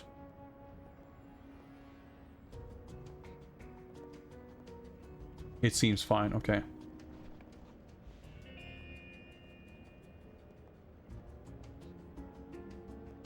See, like, this makes sense, but it was definitely quite ambiguous. Like, seeing how this plays out doesn't seem like, oh, I could never expected this to have worked this way. But it was not at all clear that this was the only way it could have worked.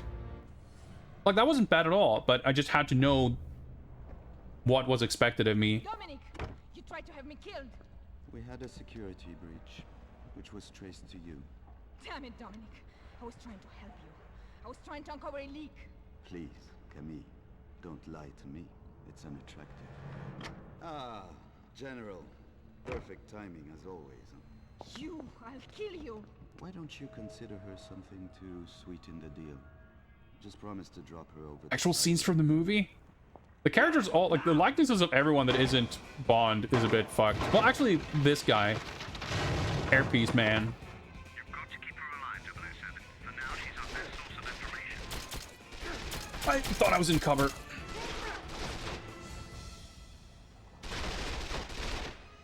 Wait for my movement! Grenade out! Back me up! I took a little damage there.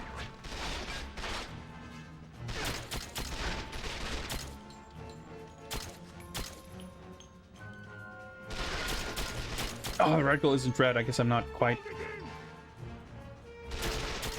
Ah, aiming's still tricky.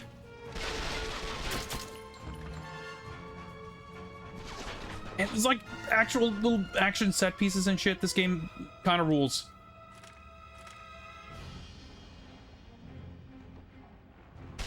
That looks explosive.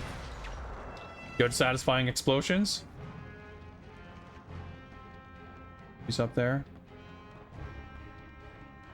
Or that's my objective marker, I guess.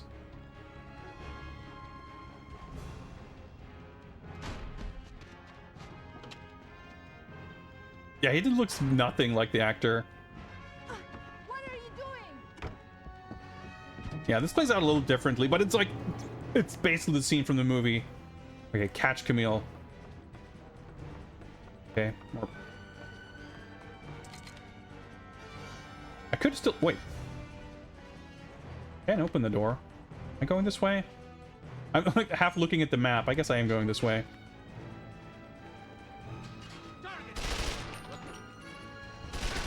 I'm like walking up to a big barrel that might be explosive.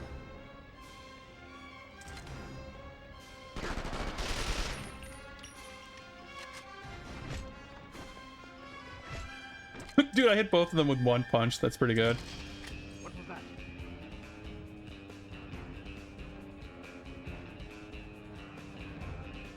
Cover. Out of ammo! Just walking up, just instantly out of ammo. I like that you can actually engage with enemies without strictly being like locked into cover mode, unlike the other game, where if you're like not in cover, you die in like one shot. Like it makes sense within the shooting system of that game, and it's not bad. But with the controls and everything here, this ends up being a little more forgiving. It's a little bit more in line with the Redwood Shores games, Everything or Nothing, and From Russia with Love. Right, you can dodge roll. There's a guy fucking right up there. I didn't notice that before.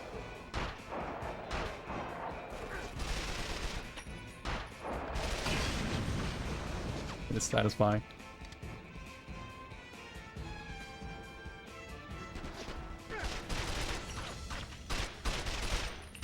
But like, yeah, being in the open like that, it's like, yeah, it's not ideal, but like, it's not instant death either.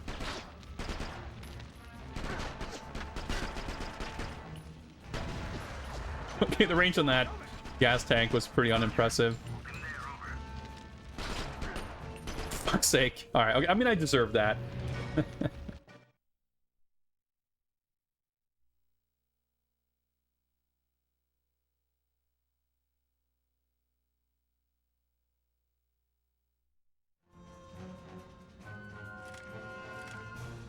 Like, kind of difficult to keep track of all my different weapons.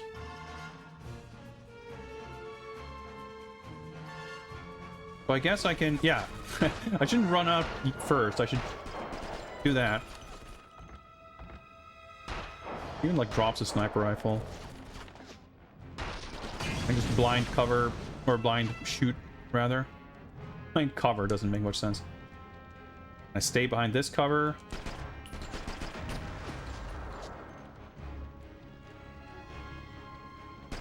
Yeah, like kind of knowing the route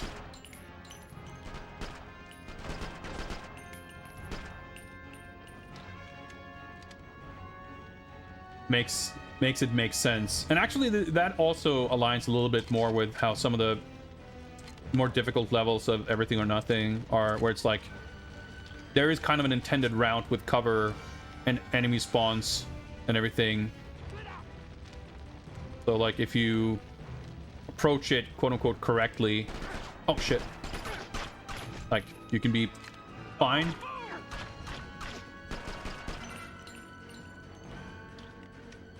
But if you don't, like you're just walking into a death trap.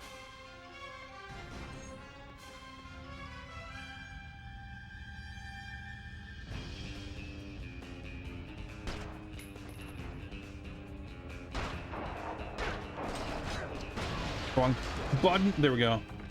Oh, dude. Holy shit. Animation of him, like, slowly falling over and then fucking landing on that corner. Full on fucking insane high action movie stunts. That's fucking sick. Alright, there's a objective marker up there. I guess I'm meant to over here and shimmy across the room.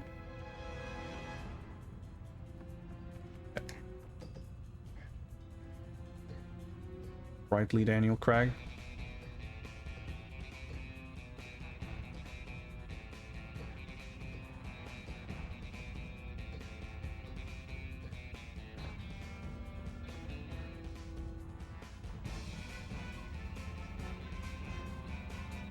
Like a zipline type situation.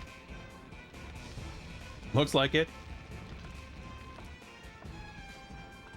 Alright, proper big stunts. Like, this game is sick. I can't believe how, like... I mean, I wouldn't say it's quite like Everything or Nothing, but I feel like this is, like, already kind of up there in terms of just sick PS2 Bond gaming. And I feel like it's a game that's bound to be overshadowed, being a late release that has, like, a next-gen console Big Brother version that people would just naturally tend to assume is the superior game. But even so, I feel like surprised that this is a game that doesn't seem... I mean, also, I guess it's based on a movie that no one gives a shit about. But even so, like, man, this seems like it would be a game that deserves more attention and conversation.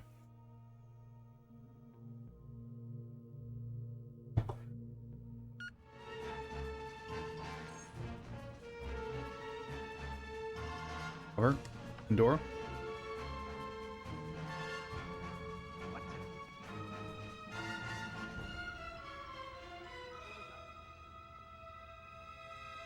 Someone closer. Just looking at the dots. There we go.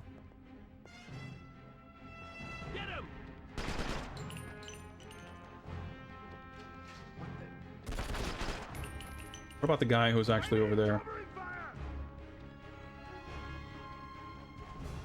I feel like there should be a guy here somewhere. Well, there's someone yelling at me. Oh, that's him. Like, whoop, there's someone over here. Oh, shit.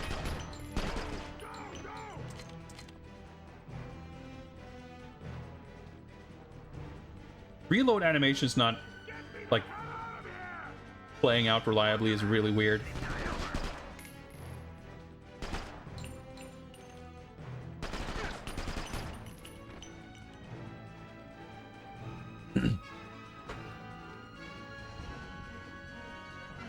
Yeah, we finished the 360 version before this, and it starts off extremely bland, but then in the second half, the levels become a lot better. There's a few interesting levels, like the train level is really cool, and like the being poisoned, fumbling around the casino is like a novel little gimmick level. But overall, it's mostly like the level of challenge increases a little bit, and the shooting mechanics, which are quite great, just get more opportunity to shine.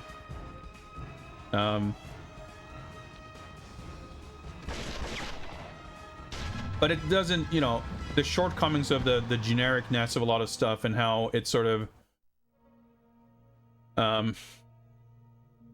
the confusing nature of the progression of the story and the briefing scene, like that doesn't really ever get much better. And the fact that there's like 4 levels of Quantum of Solace, and then or there's 5, but in between level 4 and 5 there's 10 levels of Casino Royale, like just stuck in the middle, which is a little weird.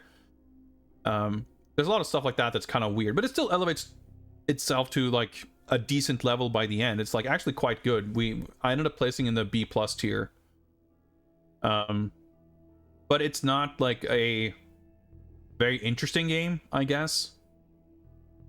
But this is already like so much more interesting and so much more like varied in like this does what the previous games did so well, especially Everything or Nothing, in that it's not a shooting game where you walk around shooting with different backdrops set in different environments, but like each level is its own scene with different stuff.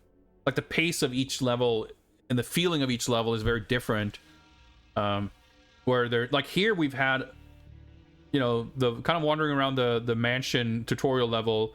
Then we had the Italy level that had like this exciting chase sequence where checkpoints are pretty frequent, but in between each of them you get a little cutscene of, I mean, sometimes it's even during gameplay where you break down walls and like bust through doors, and then you like jump across rooftops, and like you have this great smooth transitions between gameplay bits and very brief little cinematic punctuations of like entering the next room or before each little gameplay bit. And then this level was mostly sneaking around, subterfuge, espionage, if you will. So over the course of these couple of levels, we've already had far more variety, not just like in gameplay mechanics, but just like the feeling of what is Bond currently doing to get through this situation. Whereas in the 360 game, the answer to like what are you doing to advance your progress in this mission, it's like, well, I'm taking cover and I'm shooting this explosive thing, and then I'm taking cover and then I'm shooting. And like that's just the taking cover and shooting works fine and it's good, but it's all you do, and there's no real different feeling between moment to moment. And whenever you're not taking cover and shooting, the game is like instantly fast forwarding or even like hitting the chapter skip button to get you to the next taking cover and shooting. There's no like breathing room, there's no connective tissue, there's no peaks and valleys and excitement and tension. But here already, like that curve of drama and tension and excitement is so much more varied.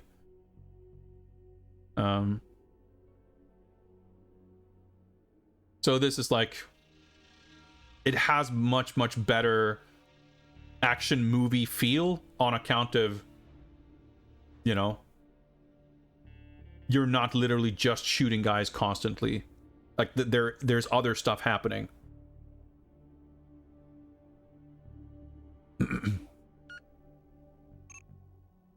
But really having, I mean, first of all, I kind of prefer the third person camera perspective over the first person view. Just when you're playing a character like Bond, it's nice to see Bond on screen. But even setting that aside, like, I feel like most of the characters we've seen now, like in this level, we got to see Green, Medrano, Camille, and Hairpiece Henchman guy. And the last guy, it was literally not in the other game at all. But all of them have had like more screen time in this level of this game, which, by the way, this entire level was not in the other game at all. They've had more screen time during this level than they had in the entirety of the other game, basically, because you actually get to see the characters like during the level in these little cutscene moments.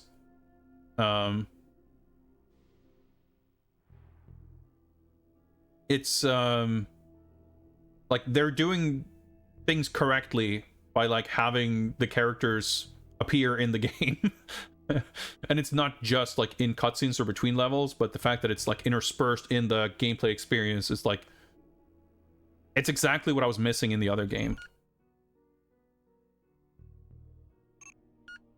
I guess I did just save. Whatever, we'll save again. So now we're going to the Opera House. And I'm curious how this will look, because in the other game, it seemed like it looked very different from the film. But who knows? Everything's just memory hold. Because it's impossible to remember anything from the film. Bond, Dominic Green is the CEO of a utilities company. He's been buying large tracts of land for ecological preserves. Like, having that mission in between and now continuing the briefing makes so much more sense than the other game, where it's just like... Stay with him. General Medrano will be easy to track. I want your eyes on Green. Yeah, so this is like when we're learning of their secret meeting and everything. Like, in the film, he's sneaking around, like, in the rafters. If he does, he chose the wrong night. They're closed. Okay, so this is already a little different, but it's... I understand why it's like this. So in the film, they track him here, and there is an actual performance happening, and there's a lot of people in the crowd, and Bond is like... he takes out a guard, and he sort of patches himself into the radio conversation and listens to them. So what's happening is a bunch of people, like, spread out in the audience are having a conversation, like kind of whispering in their radios. So Bond like announces himself basically to let them know that someone is like interfering, someone is watching them, and that prompts like all of these secret crime organization, black market dealers, whatever, to like freak out and leave basically. So he announces himself so that he can see who these people are who are like now making a hurry to leave the show and like stealthily sneaking photographs of them.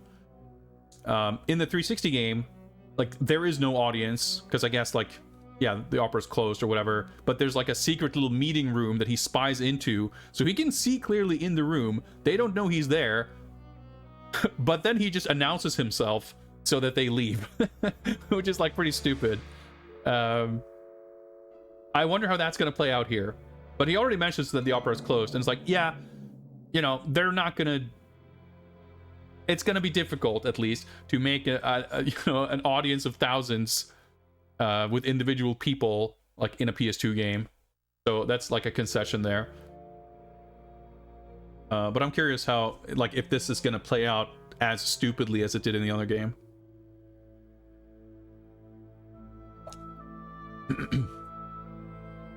All of the mission briefings are the same between the two games. This game just also has cutscenes that show you what is happening. That was missing in the other game. That's the crouch button. I didn't even have to press a button.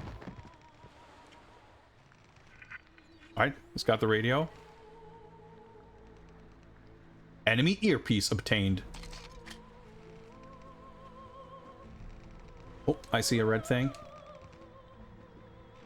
I see a red guy dot on the map. I don't know where the guy is, but... Can I... try to pop out of cover to shoot. I guess I can just not be in cover.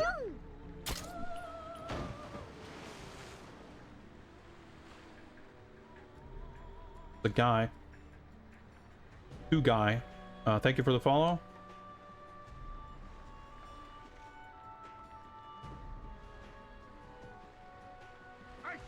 Oh, fuck's sake. I wanted to push left to see, because it didn't say switch cover, so I wasn't sure if I was close enough to the corner to switch cover. Turns out I was close to the corner, but I couldn't switch.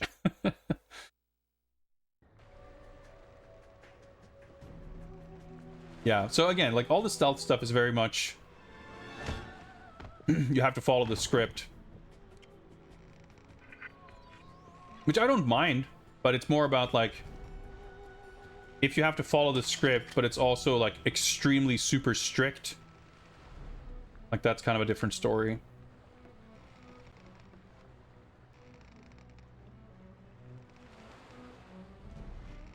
I don't know if I had the timing all wrong. But judging from the previous level, that might be the idea. To distract... clearly, like, they're getting distracted by it. But now... no, okay, never mind. I was gonna say now it's just the one guy. But clearly I can't pop out here now. They have to be someplace else, or at least facing a different way.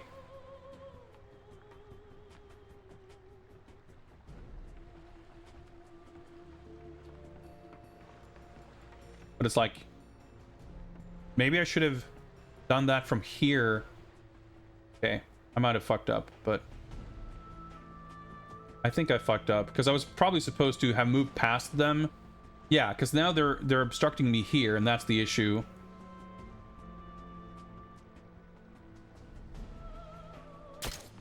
Yeah, because I can't take these guys out before the alarm or anything.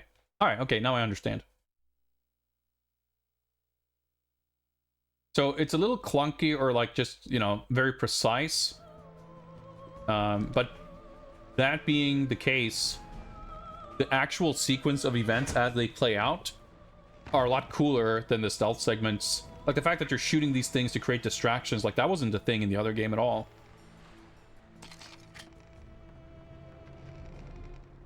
So I was being a little like premature. So now I'll be able to say like, oh shit, I can't get past here. I guess I'm probably looking to head to that door. So now from over here,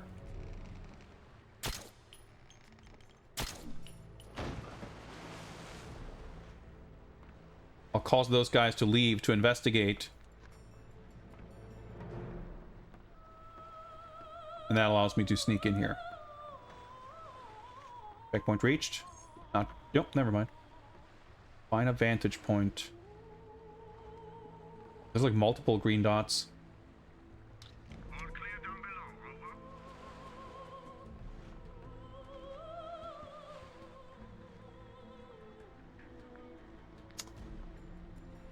Hard to see.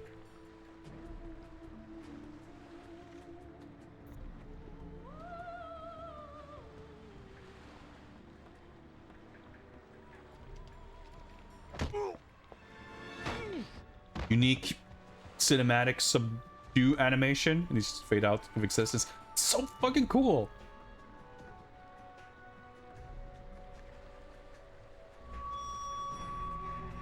Cameras, I guess, judging from the map.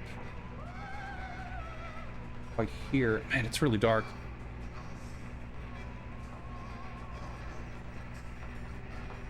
There, patrol. Too loud, Bond. We don't want Green leaving just yet. Some kind of control panel or something over there. I don't think it's something I'm gonna shoot.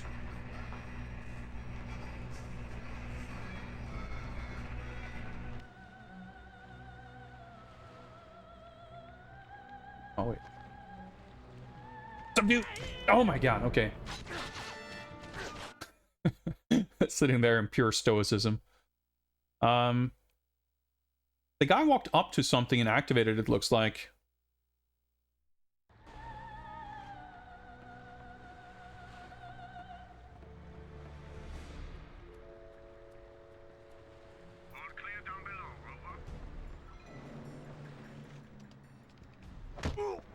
So I wonder...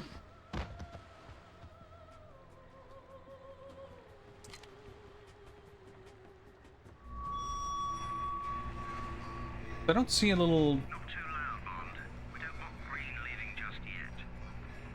There's nothing, like, on that thing. Is that a giant speaker there? Yeah. Animated. So is he, like, walking up to turn that off, or what's... Yeah. And, okay, now that he's turned it off, it's a thing that you can interact with. Turn it back on, I guess. Oh. Turn! Shoot him! If you are leaning out, or if you're popping out around the corner, the turn command is not available.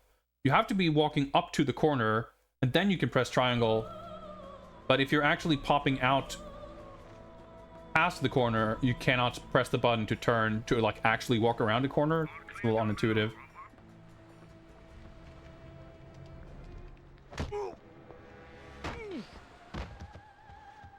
So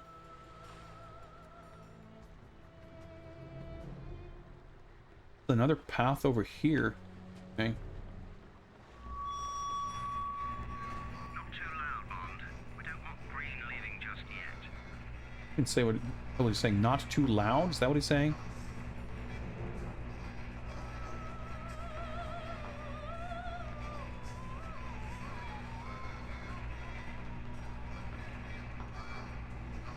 Where's he going?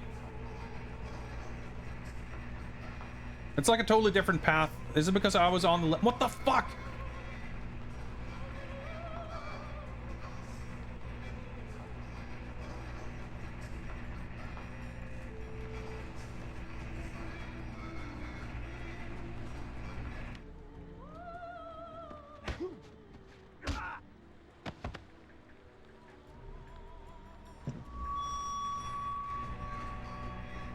That played out totally differently for some reason, but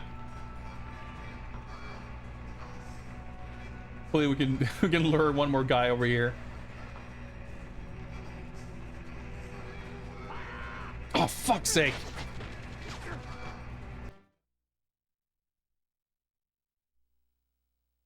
All right. Hydrate.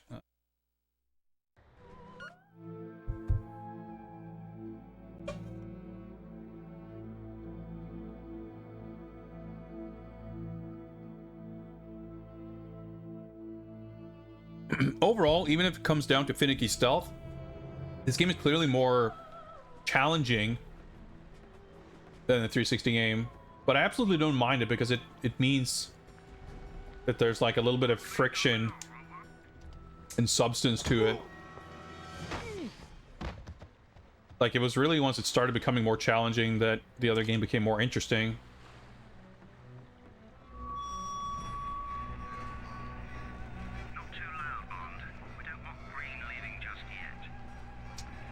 So I can take out at least one guy here. I could have probably taken out the second guy just fine, but I was a little overeager and I didn't realize how exactly he would kind of see past the cover. I'm just like keeping an eye out for the corner of the screen to tell that there's like some UI thing popping up there, because that means that the subdue command is there.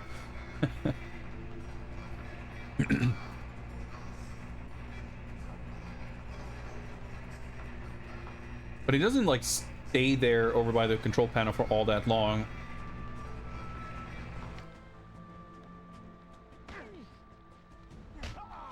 But yeah, it's a good thing that there's no bodies staying around. I don't know if there's more guys. I guess if you took the other path, you have to like stealth around the cameras instead or something. Clearly something I can interact with up there. I might just... Like, if there's people here that's gonna see me, I'll just... Oop, there's a dot on the radar. Basically right in front of me. I'm, like, trying to fucking scope out the screen.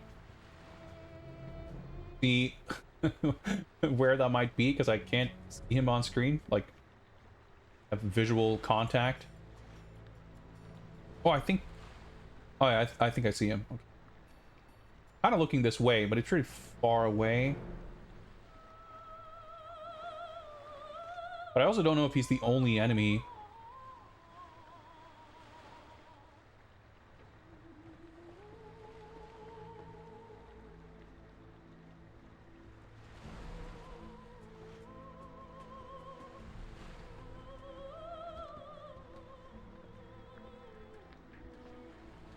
Cover. Like, I don't know if I can take him out.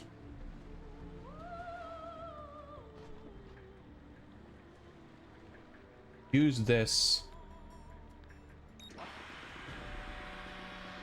Oh, okay.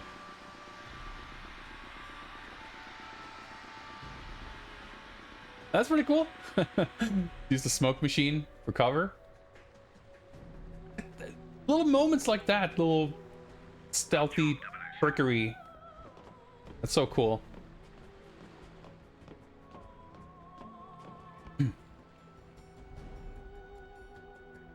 What's up, Akko? Greetings. This glorious skybox.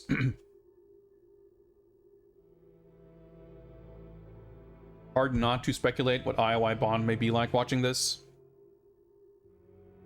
I can so clearly imagine how their sensibilities would smooth out all this stealth. Yeah, like, I appreciate the way this plays out, because I think the stealth... Like, I appreciated how forgiving the stealth was in the other game. Like, even if you fuck it up, 2 more guys spawn, you shoot them, and that's fine.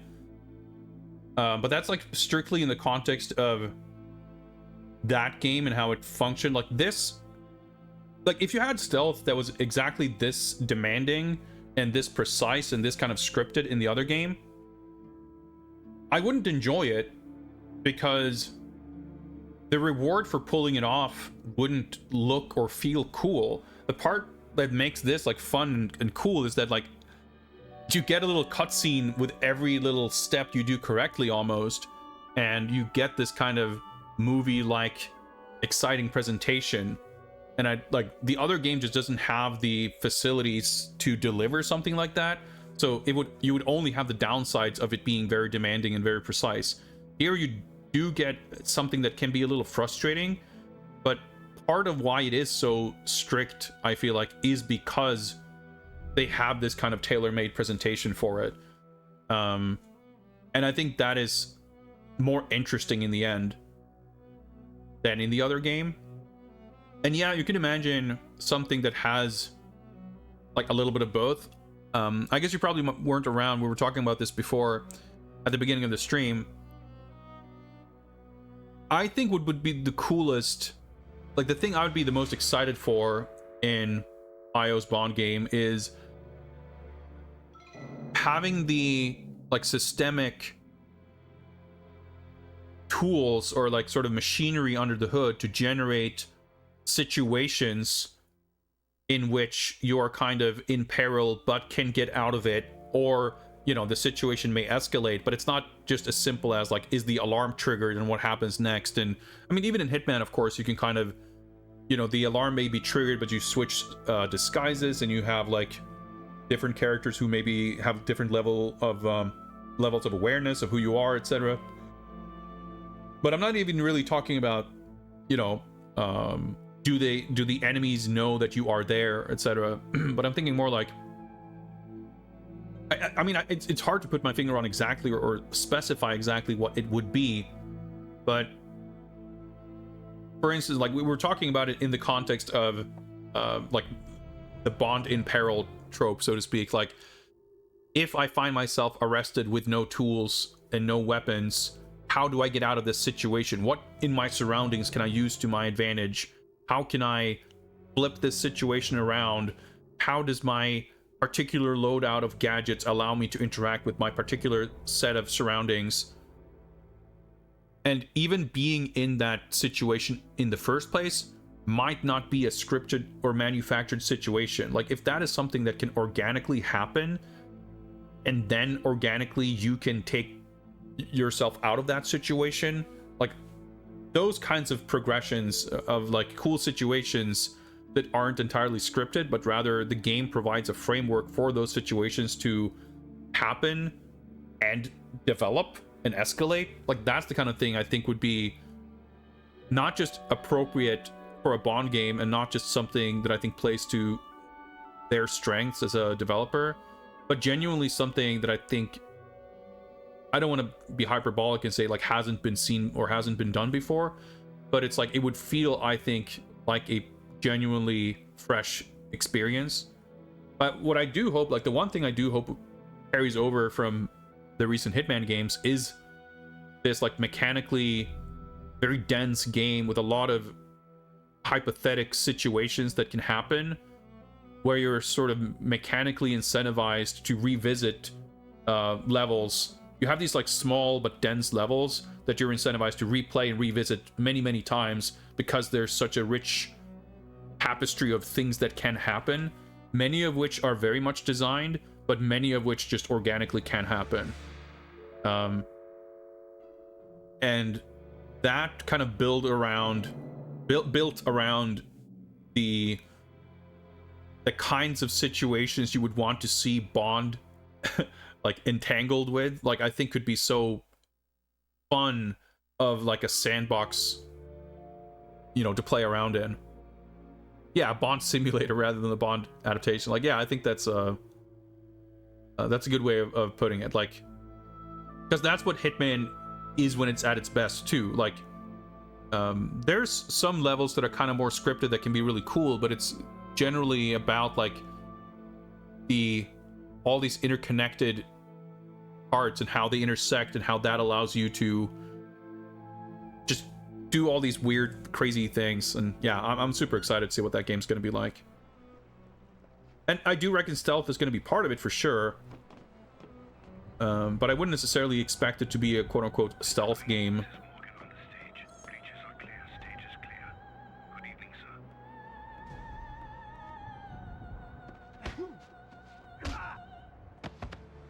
Like unique animations, so sick. Locate CCTV cameras was my objective. This isn't a door. Okay. Already, by the way, this level is like so much cooler than the equivalent in the other game.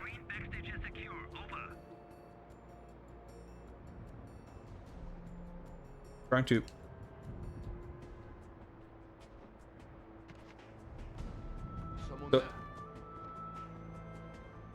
Someone just... I was gonna say, I'm supposed to shoot that, I'm sure, but I don't want to shoot it until I, like, know why. Okay. Now I know that if I go too far, I'll be seen by someone, so I should shoot that before that, I guess. But otherwise, I might have risked doing it too soon. Mr. Green, this is Morgan on the stage.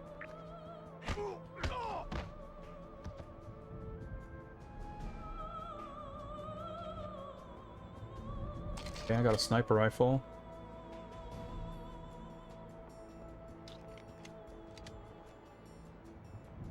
Sprinting at relative full speed while crouched.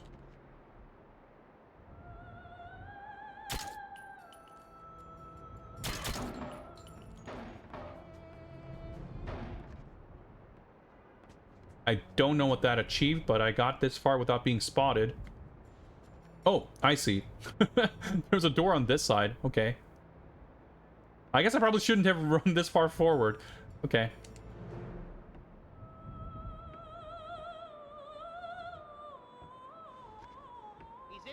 Oh, okay, yeah. So I'm not meant to take this guy out, I guess. Like,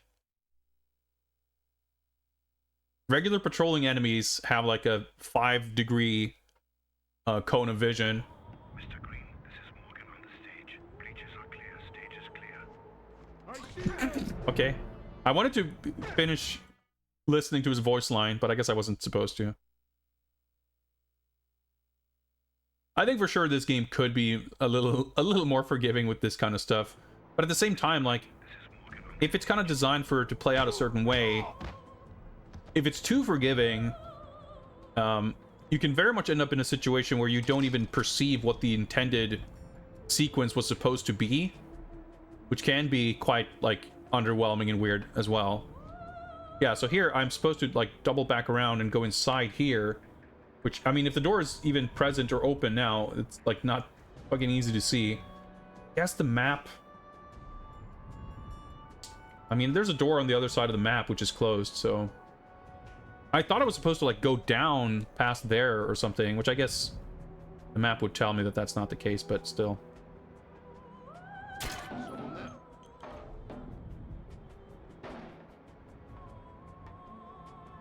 So do I knock this guy out?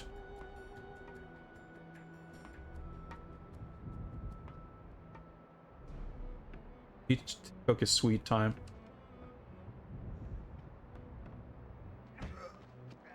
I was gonna say, I surely I can sneak up on this guy if I'm, like, fully just straight behind him. Leaving him alive up here doesn't seem like a good idea.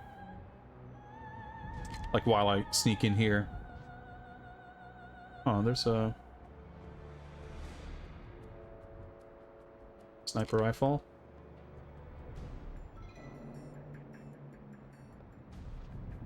Break this lock. I can unlock it.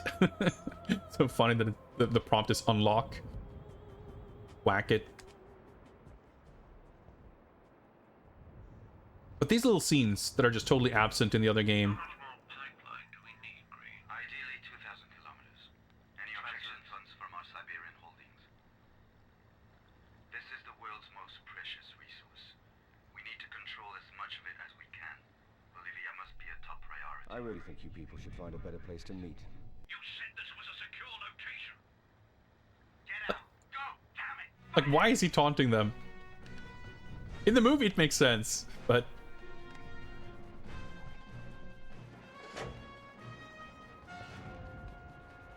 Alright, now they know we're here. Time to snipe, I guess.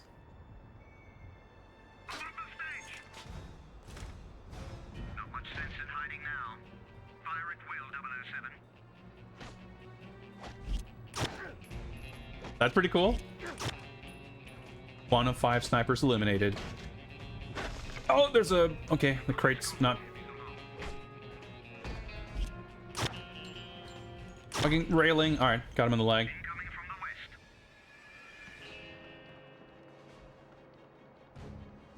Oh my god.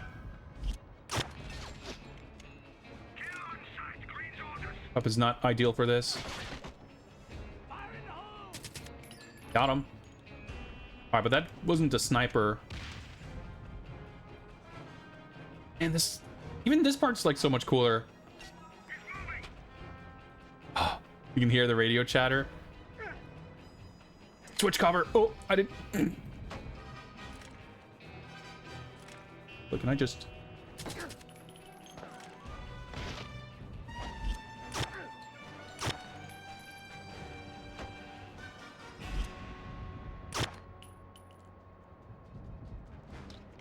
It's like fucking cool. Where the fuck is this rumored 5th sniper?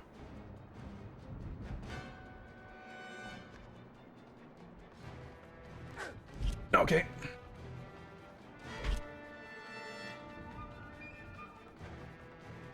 Shot from the right, so I guess I'm probably moving over here. I wonder if I can restock sniper ammo from this crate. Gonna... Yep.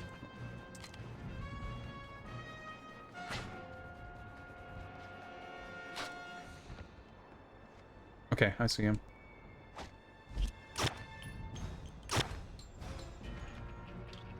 You've got to get to the docks, Bond. It's the only way out.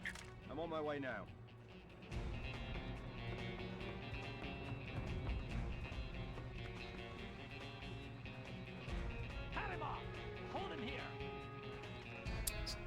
I feel like this is becoming my mantra for like any game. Drop the stakes. Bring him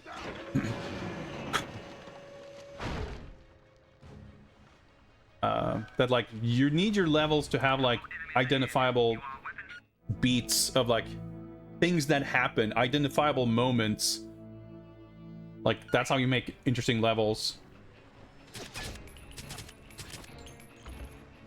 And this game does a infinitely better job with that than the 360 game. Except for like the train level and other stuff later on in that game where it like kind of becomes good. It's like because they do stuff like that.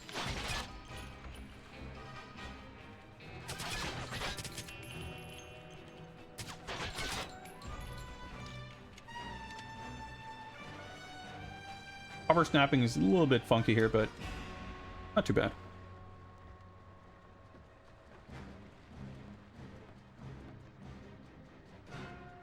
I guess I have to advance here and go around. Alright, I see a red.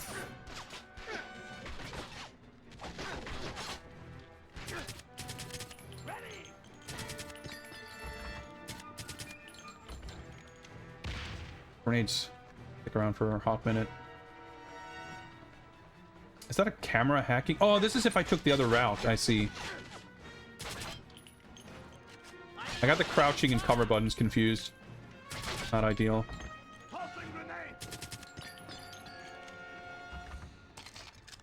Got a pretty good track record for taking dudes out right as they're about to toss grenades.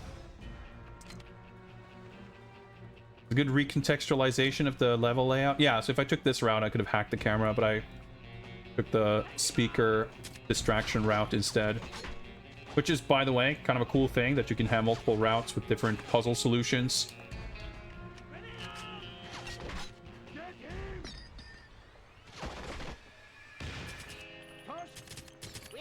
No, he didn't even have time to actually spawn the grenade in his hand. Oh, he did. Never mind.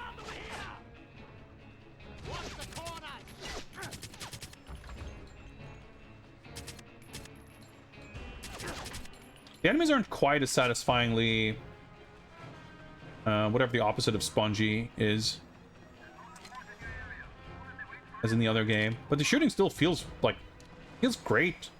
And definitely not bad by Bond game standards. Roll up these stairs.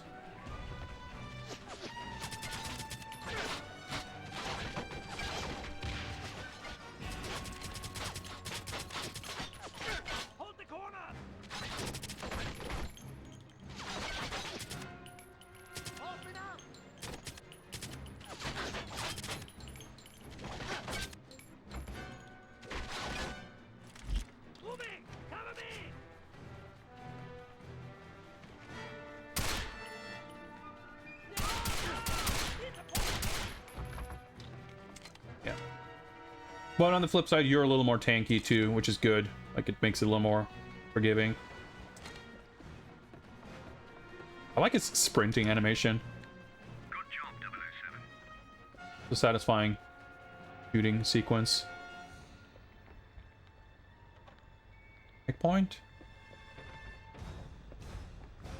And like, there's just something about PS2, like, facility hallways and office interiors and whatnot that like manages to look so much more visually appealing than like the exact same types of locations in 360 games. I don't know what it is. Tricky because the arrows flash in white before they turn red or green, so you actually have to be a little patient and pay attention. Hack failed. Alright, well, let's try again.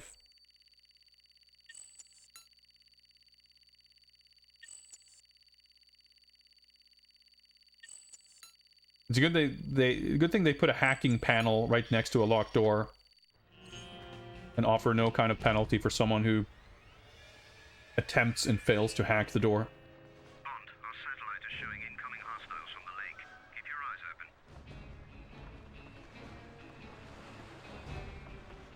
Cover.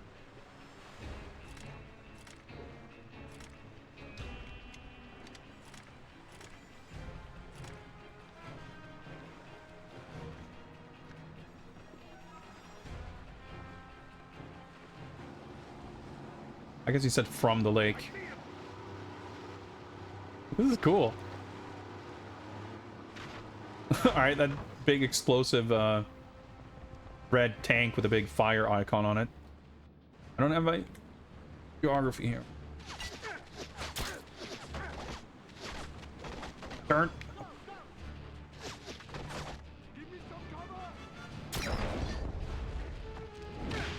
Ouch. Ah! Oh, I guess that worked out. Caused some kind of chain reaction.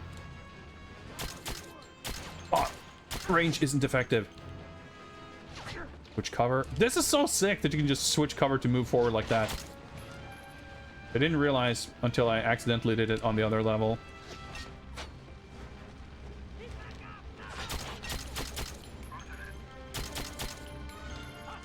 Shit.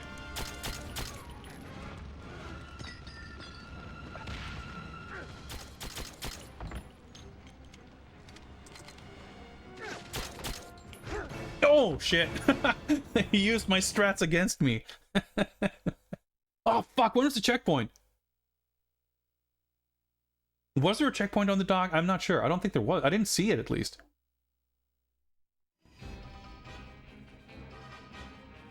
Ah, okay. It was... It was before I opened the door, that's why.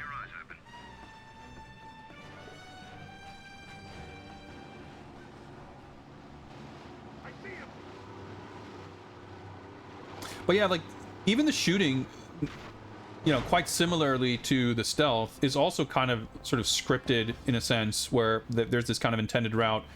But I still like it, like, it's quite satisfying. Oh, it spreads to, like, the boat. That's a sick little moment.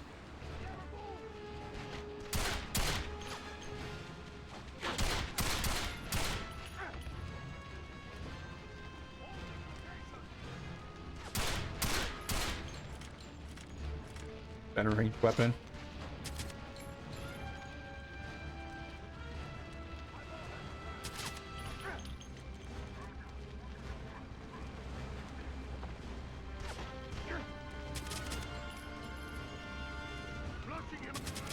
Flushing him. No, you're not. Potion? Guess not. Oh yeah. Ah, okay. Ammo from these guys.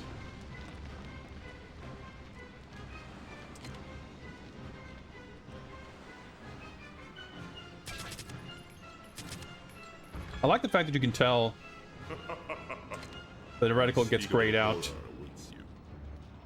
So then you know that they're dead. What's up, Dino, please?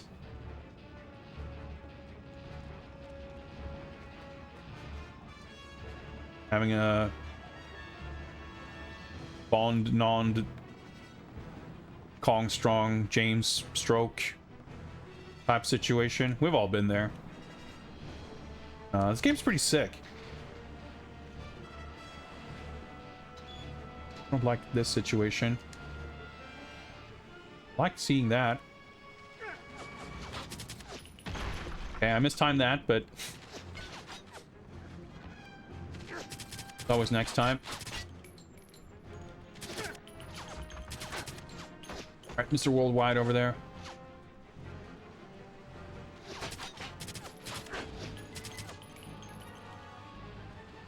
Like half of a shame to have all these silenced guns, because they're not as satisfying to shoot.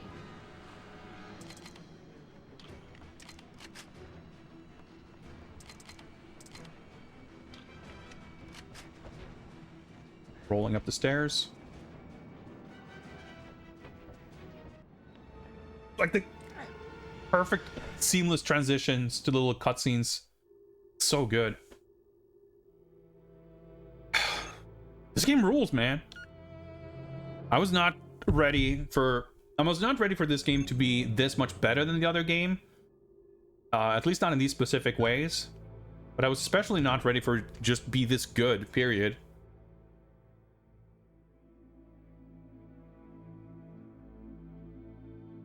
So now one thing I'm really curious about is what happens next, because in the film there's like a whole stretch of stuff that happens, and this is still like relatively early.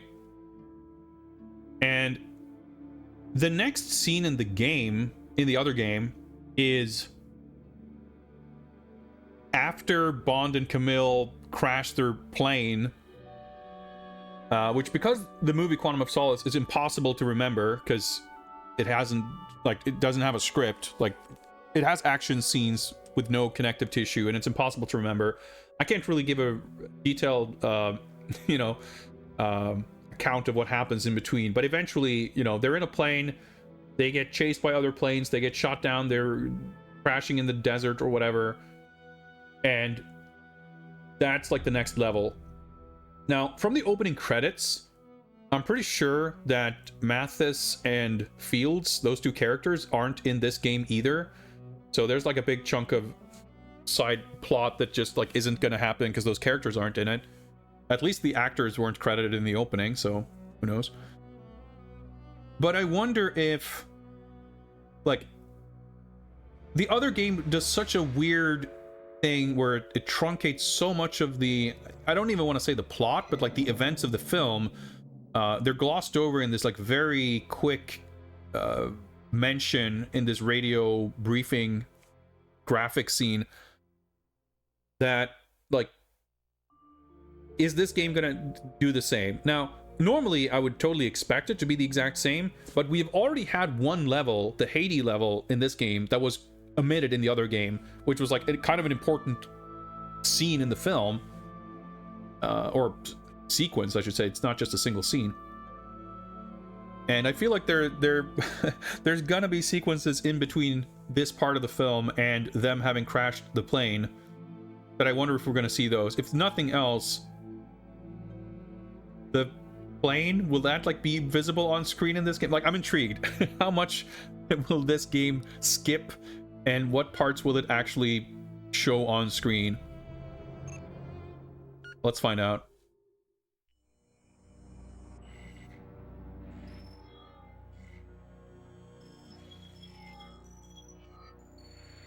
The whole CIA thing is also just not in the games, which is a little weird. Where are you? Did you get my pictures?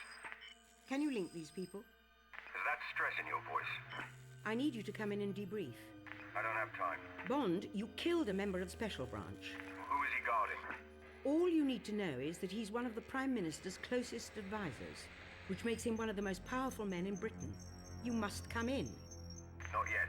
Green's organization are about to help General Madrona take over Bolivia. I insist you come in. I'll call you back. That sounded like gunfire. We've managed to track him. He's on a plane outside La Paz. Yeah, okay, yeah, just Bond is just on a plane and getting shot down. Someone already is. General Madrona. Bond's onto something. It's a little weird that this is just like... You would think that this would make for an exciting video game sequence, but no. There, they've jumped. They're dropping fast. They've just connected in mid-air.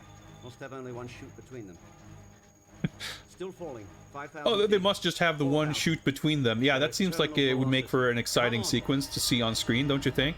The chute's deployed. They've slowed down. So fucking bizarre. To find them before Madrona does. So bizarre. Do we at least get to see them land in the parachute in this version? Do we get some semblance of action or stage setting?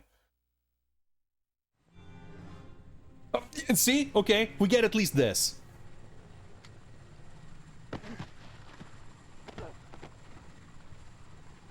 In the 360 game, you're just like... The helicopter's after us. Let's move. We don't even get this, by the way. In that version, you're just like spawning, which in that game, that is the first time we're introduced to her, this character. Even though this is like kind of towards the end of the movie. It's bizarre. But yeah, I mean, I guess we should just be grateful that we at least had the Haiti level. Also, damn, this looks good. This game is like so much nicer to look at than the 360 game. Alright, so this should be more of a straightforward shooting level, I would expect. Dude, come on. Guy seems a bit nonplussed about the whole situation. Can't just give me a bunch of stalactites, allow me to shoot them, and then have them miss. Even Medrano's guys look like video game army guys. Or like, you know, fun video game army guys, not like boring 360 video game army guys.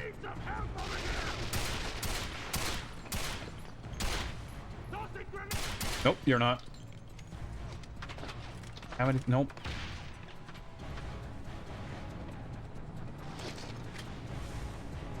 Find a weapon.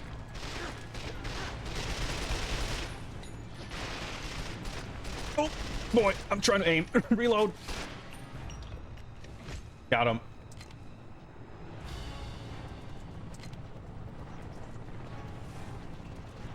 Graphics are pretty sick. Bond looking worried. Okay, sure. I feel like even the sort of organic shapes of the cliff walls and the caves formations and all, like, I feel like it even looks more organic than in the 360 game.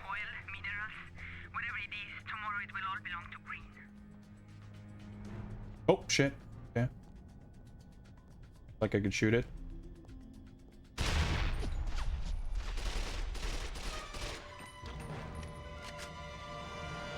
But yeah, you're constantly on like kind of semi-critical ammunition levels.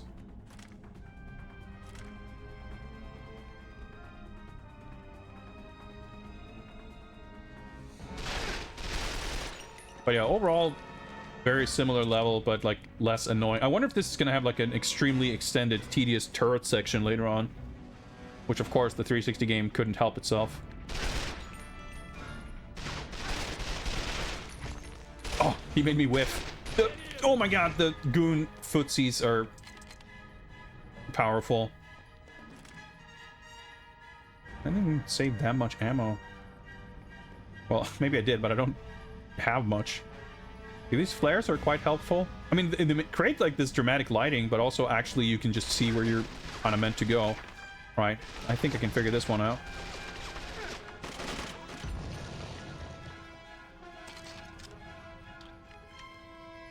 CR9, is that just a 1911? Oh, it's this tiny little thing. I see. I guess these maybe use the same ammo. That would explain.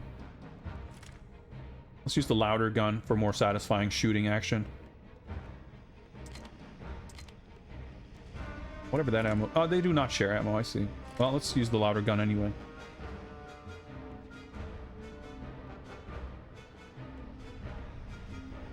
Is that her? Yeah. And that's an explosive thing I get. Oh, actually. Well, actually, is there? There's probably something here. Yeah, an ammo crate. I guess we're using this gun.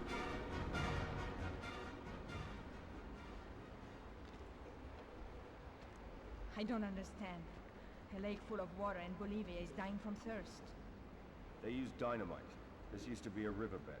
Green isn't after the oil, he wants the water. Come on. The character likenesses are definitely a bit scuffed in this version. But otherwise, definitely prefer the look of this. Alright, so I guess I gotta get closer. Look out!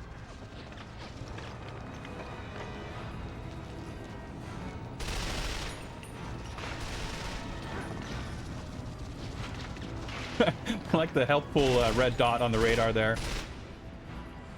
This game has like fucking boss fights as well. The other guys spawn on the other side. I did notice the plural of gunners. See, he's got like hit stun. I'm landing individual hits. I'm reloading. Okay. I've got no cover, but it's enough.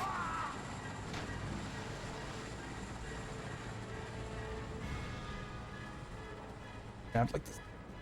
It's good. Stay there.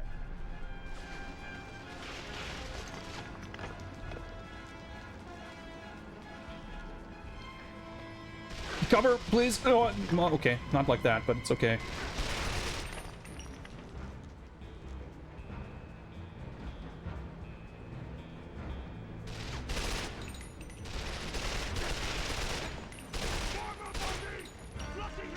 Of course, I had to reload just then, and I still couldn't hit him for some reason.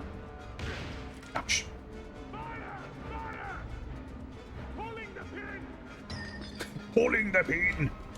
Yeah, I don't exactly know where that grenade landed, so... And they actually have a decent range in this game.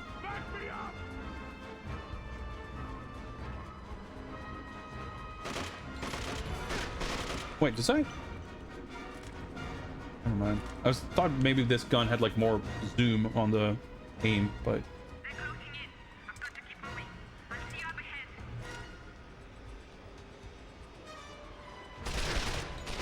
Ouch.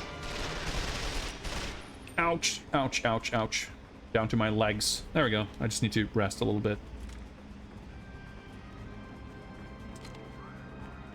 Like, I just need to not be constantly shot at. Like, you know, if I can just postpone this stream of bullets entering my body for just a few seconds, I'll be okay.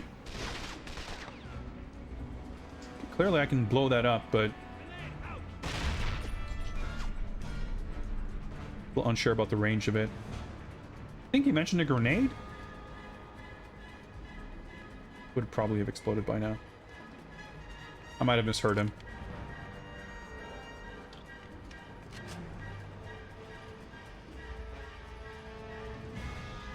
But yeah, this game does a vastly better job of giving the stages different kind of feel and texture to them.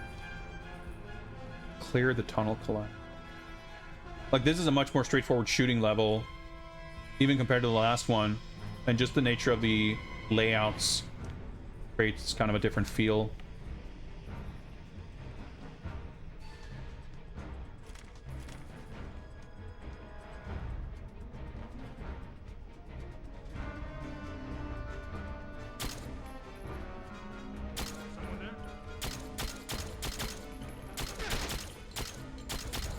So, like, actual stealth isn't really, like, too much of a thing, even... I have to get out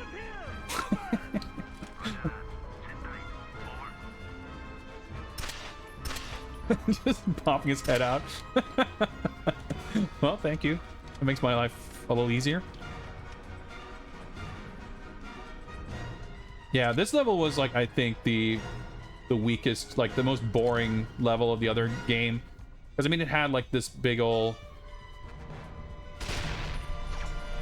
you know, turret section, but even when it didn't, like, it was just enemies spawning from all over the place, and like just the geography of where things were was like hard to keep track of. And at that point the level of challenge and difficulty was kind of not really there either. Like, I may have taken a few deaths on that level, but on the whole, like, you didn't really need to pay too close attention kind of to anything. I think just in general, having the map and like having a sense of where I'm going and where I'm heading in this game, like, creates more sort of emotional investment in what I'm doing at any given point in time, which was something that for quite a lot of it the other game I think was kind of missing.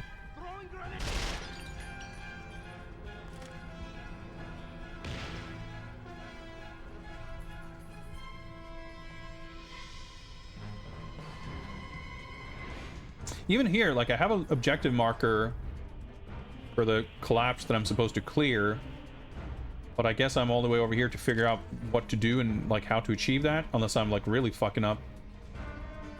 And that whole element of just, like, I have an objective that I... like, even the fact that the objectives are more clearly communicated,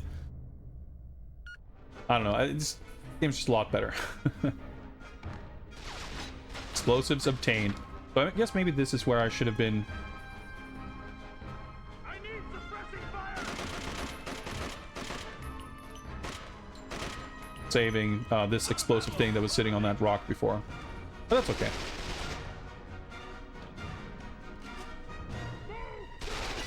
Oh shit. Down to my ankles.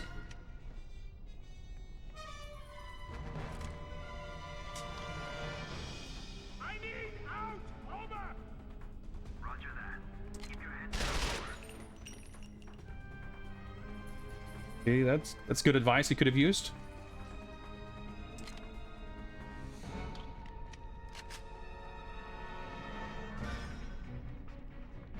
know, this is like pretty straightforward stuff, but very enjoyable.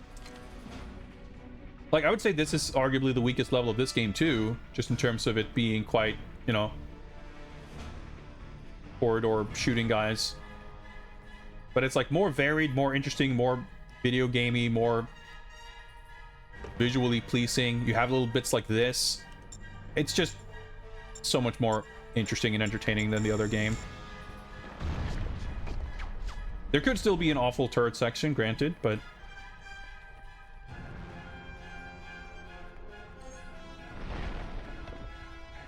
oh, I tried to take cover, but I keep getting the buttons mixed up.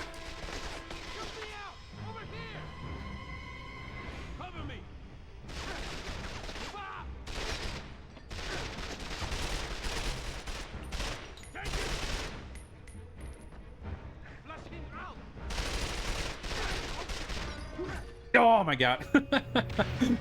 I started reloading and I got a little confused there. But I think it's a good thing that like running up to them and shooting them and then meleeing them isn't really a super viable strat. Right, how do I actually handle this properly? Not like that.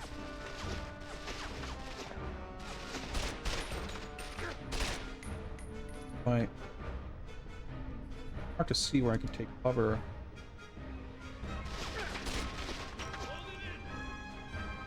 Like, oh. Like, you can see the reticle is like disappearing because I'm like behind the wall. But for some, like, I don't know why I'm like popping out of cover and it still wouldn't. Oh my god. I thought I could move away from the grenade, but I guess I was like downhill. I should have moved forward. But the enemy grenades are good. Like, they actually have enough range to genuinely be quite threatening.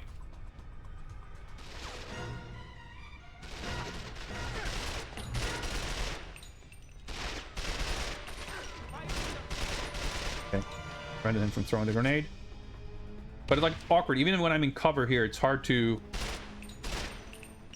actually target these guys. Okay, that worked out better. Oh, I see a red dot on the map. Flank them. Oh.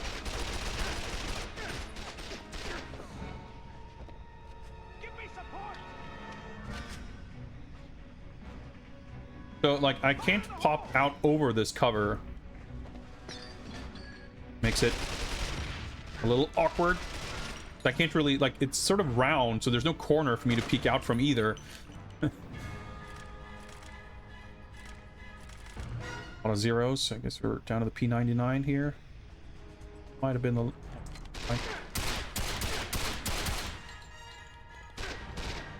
Oh my god!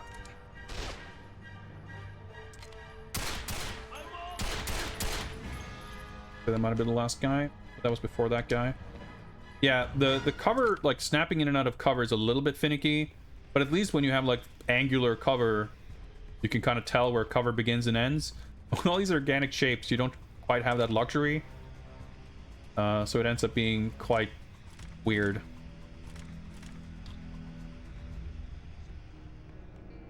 Checkpoint I manage.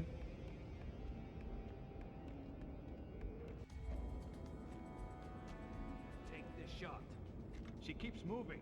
We need a clear line of sight. Oh yeah, there's kind of a section where you have to protect her. Next time, don't hesitate. Take the shot. Here you get like an actual introduction to it.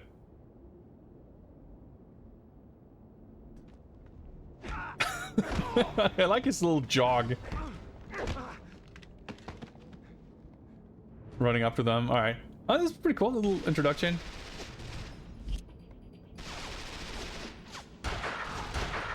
Bond, I'm down here.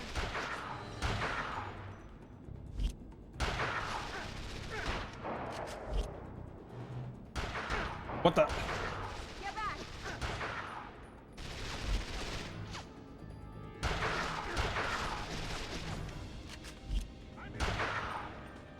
Stay away from me.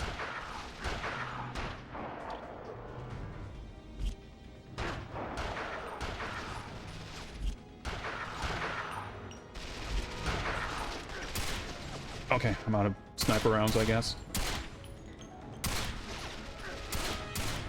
This gun's not very effective at this range.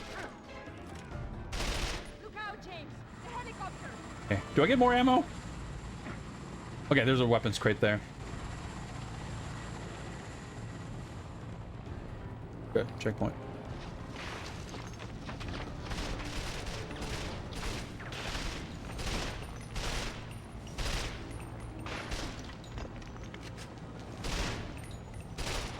What's this guy take? There we go.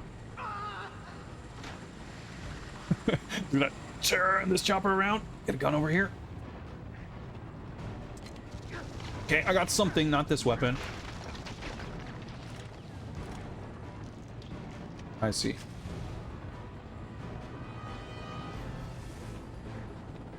Oh, there's another crate.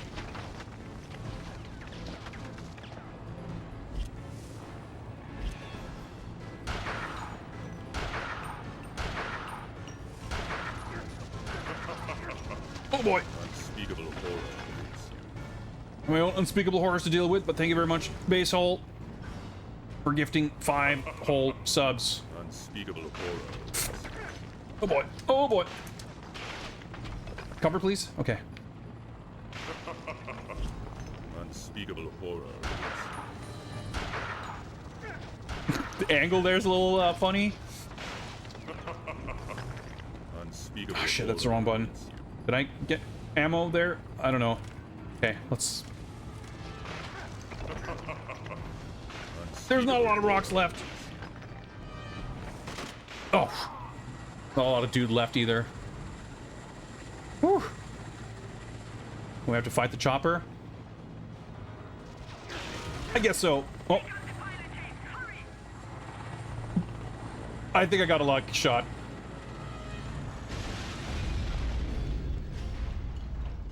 Camille!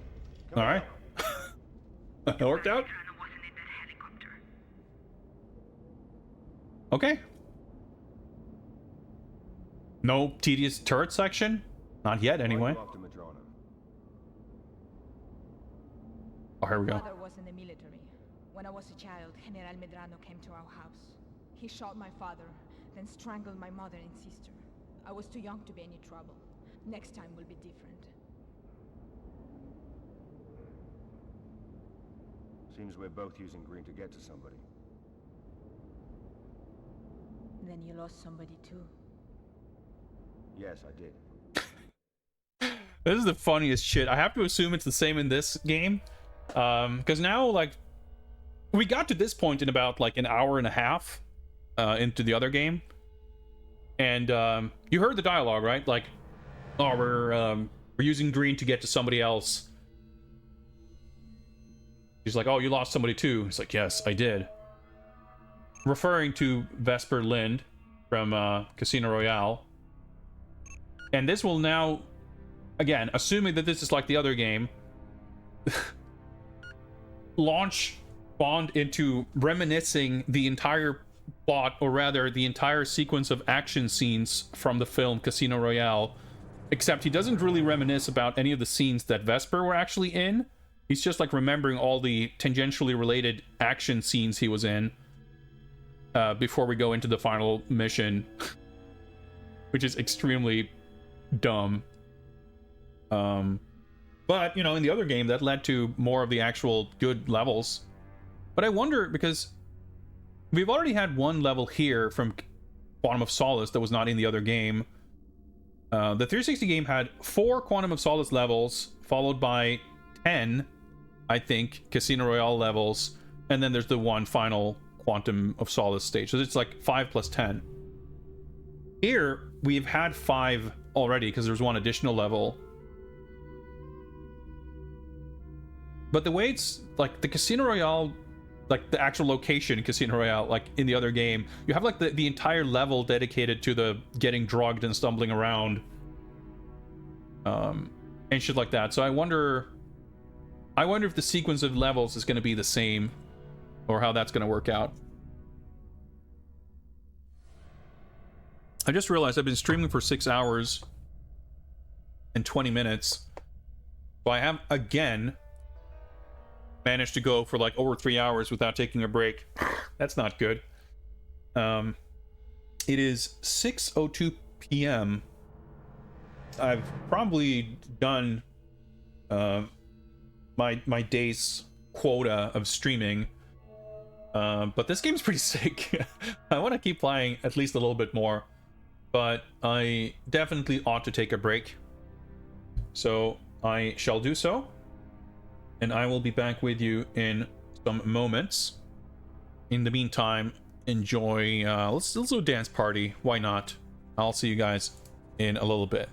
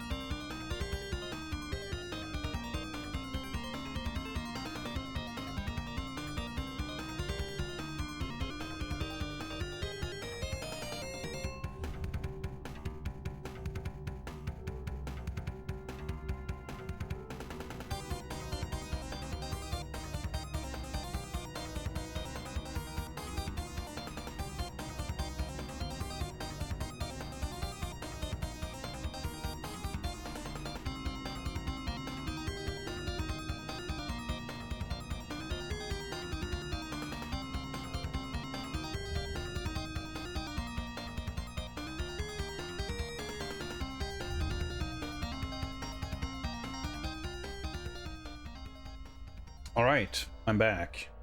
Hope you guys enjoyed a bit of dance partying. I have been streaming for quite some time. I don't think I can be going that much longer. But I would very much like to see what we're about to see next. Now, I'm going to assume, as mentioned, that we will be launching right into the entirety of Casino Royale, which, of course, famously has a pretty exciting opening action sequence. Well, technically, there's a brief pre-opening scene. That's like a flash forward to the ending. It's a whole thing.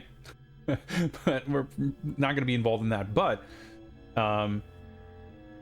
the actual scene I'm talking about is, of course, the foot chase parkour thing that leads into whatever at the embassy stuff. And in the 360 game, it actually sort of starts with a big shootout that then transitions into the construction site parkour bit.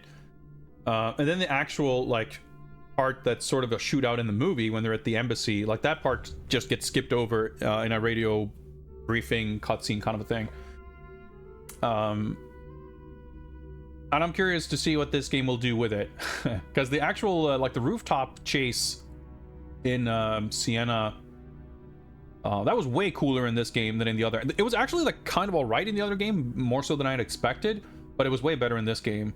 And the actual, like, the construction site parkour stage was easily the highlight of the first half in the other game. So, you know, I'm curious. Now, I'm pretty sure I saved before I took a break, which is why the cursor's highlighting here. And indeed, the next level is Shantytown, so I did save. So let's go back and resume the timer and continue. So yeah, we're just gonna remember our lost love by reminiscing about that one time our intrepid coworker fucked up, so we had to go on a foot chase leading to a shootout. Looks like our man. Burn scars on his face. I think we found our bomb maker. Stop touching your ear. Sorry? Put your hand down. He saw me. He's on the move. Hold to the bloody weapon, Carter. I need him alive. The dialogue works a little bit better in the movie when they're, like, standing in a crowd.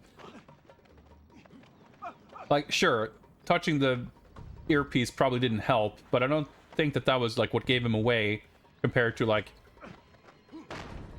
you know, following this guy at about, like, 2 feet distance. But yeah, like, doing an actual chase scene in the shantytown, that's pretty cool. Yeah, this is already way sicker than the other game. Oh boy, I'm stuck. Cover.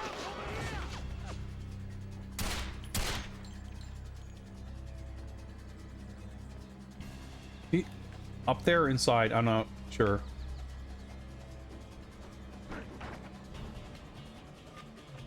I like these animations for busting down doors. Oh shit, it's stuck. Okay.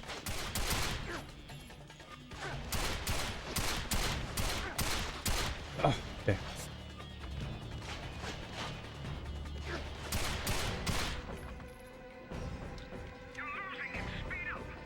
I'm trying. There's like this massive delay of getting out of the aiming mode. You let go of the aim button and you stay zoomed in, and it's like there's this soft fade out of it over like multiple seconds.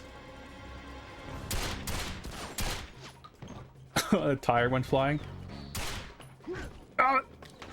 Getting meleeed actually does a lot of damage. Cover.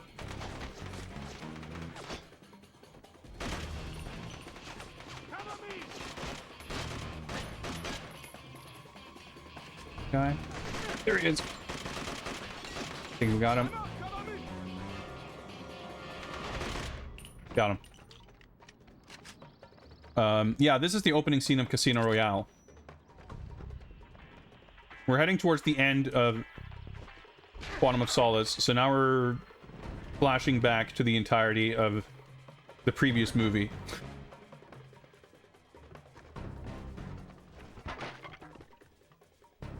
It's a little strange, but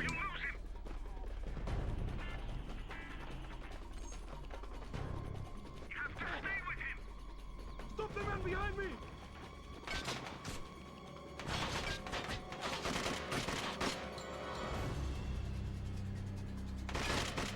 I'm going in! Cover me! I'm trying to vault. You can't vault while in cover.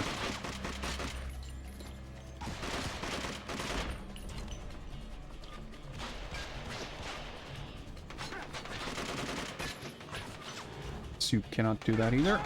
Oh, wait. Oh. Okay, I'm not in a good spot.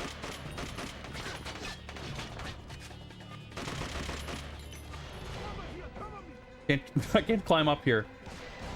What is he looking at? Is this a door I can just... No. Can I shoot this thing? Okay, normally you can, like, interact to shoot locks. Or to bust them open.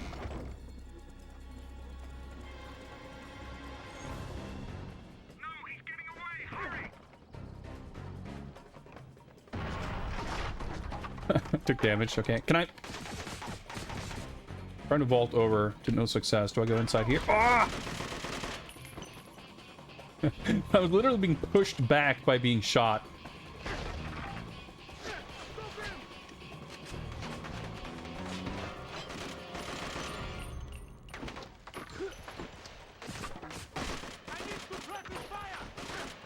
Oh shit, that's him. I didn't realize that was the guy I was chasing.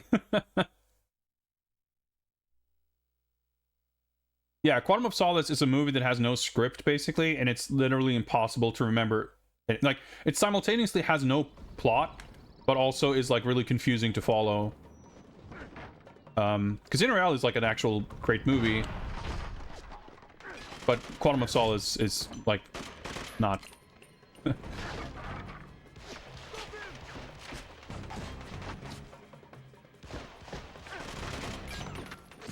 Dude, how's he alive? There we go.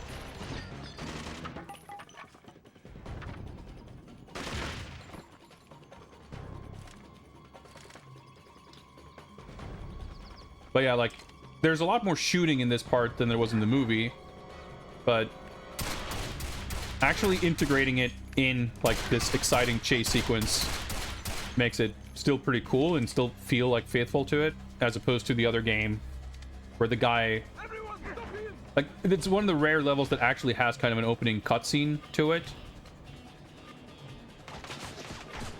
So you see the guy in the beginning, but then he doesn't really figure into the rest of the level. And this is a lot better. Just roll, okay. Oh, wait! Grenades over there? Shit.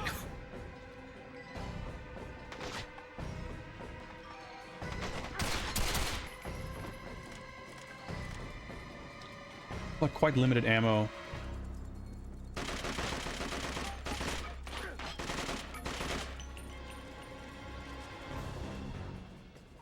I'm trying to... Oh, I wasn't in cover, so I couldn't... Yeah, I thought in the beginning that I would prefer the cover mechanics of this over the other game. I think they're kind of both equally finicky, albeit in slightly different ways. I think when working as intended, I like the cover mechanics better in this game. But they don't always work as intended.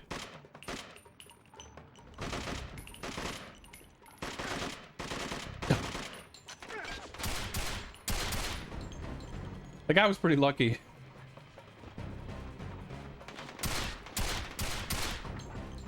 I wonder if it's just gonna keep spawning dudes.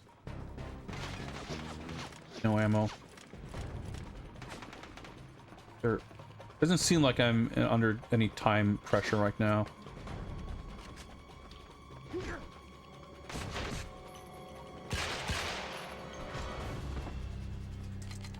Just wanted to find some ammo. Bolt over this. But yeah, even its attempt at like slightly open level design that doesn't have a super strict route. Like, I think it's kind of better executed here. And like the music, like this feels like a chase. Whereas in the other game, like, you had the shantytown shootout level, and then the construction site, which is just the same level in this game, I guess. Or, I was gonna say or not, but no. I thought it, like, I stopped because I was transitioning into the next level or something, but no. I was too slow. Like, you can actually be too slow in the chases. That wasn't the thing in the other game. So we had, like, the sewer chase in Sienna, and now this is kind of like chase mechanics.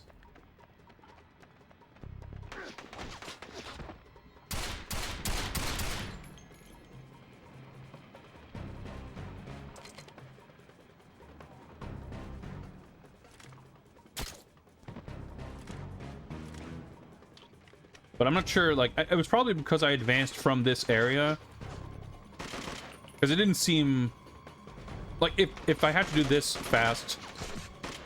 or, like, rather, if I failed because I did this part too slow, I feel like I would have failed a lot sooner. So presumably it was once we got out of this... Can I get him with my final bullet? Nope. I could not.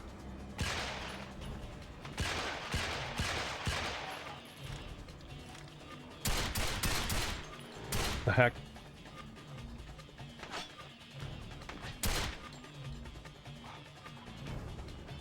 Dude, he's like fucking schmoovin'. There we go. Have any... Whoops, wrong button. I meant to reload. What's up, Zero Dine? No need to pay any attention to the Q stuff. We're in the middle, or between, I should say, branch funding. We recently did the CNET board game, and the next secret bonus mission to unlock has yet to be announced. But I should get on that soonish. Yeah, like, as far as, like, accuracy and shooting, like, it has more similarities to the Everything or Nothing and From Russia with Love, with, like, it's not the same in the lock-on mechanics or anything like that, but, like, range is a lot more important than actual accuracy. Like, it doesn't feel super great that the bullet spread is, like, it's generally pretty large. You can see the reticle, like, it shrinks when you focus on, like, when you keep it still, but it's still, you know, it doesn't get down to a precise dot. It's still like a circle, and you can kind of line up a shot and just miss. It's not that, like, follow-up shots have big spread. Even the first shot, it just, like, isn't super accurate. But it's, like, that can be a little annoying, but the game doesn't feel super focused on precision shooting. Like, the 360 game is like a Call of Duty game. Like, shooting is what it's about, and the shooting feels awesome, and it's like, it's a good one of those. But I think it's appropriate for a Bond game to not really be necessarily about precision shooting. Like, you want to have gunfights, but it's fine for them to be a little sloppy and a little messy and a little imprecise, especially when they involve, you know, a foot chase or shooting explosion, you know, explosive barrels and stuff for chaotic scenes to play out, and, you know, you get a little bit of fisticuffs in there and whatever. Like, I think that fits the flavor of what these scenes should be like, or what they are like in the movies, better. But occasionally can get a little annoying. But also, I think another difference is just the PS2 controller versus a 360 controller. I think these thumbsticks just, especially my crusty ass old controller, like, they're just a little sticky. Like, it doesn't feel as precise. Which, aiming is harder than on a 360 controller, and I think that adds to it as well. And the triggers don't feel as good for shooting, etc. Herbo, this game is only on PS2. There was a Wii Quantum of Solace, but it's a port of the 360 game. So, Treyarch made that game, which was on 360, PS3, Wii, and PC. Eurocom developed this for the PS2. And I forget offhand who did the DS game. But there's a DS game and a mobile phone game as well, which we'll be playing after we finish this one. Okay, so once I open this, we're probably...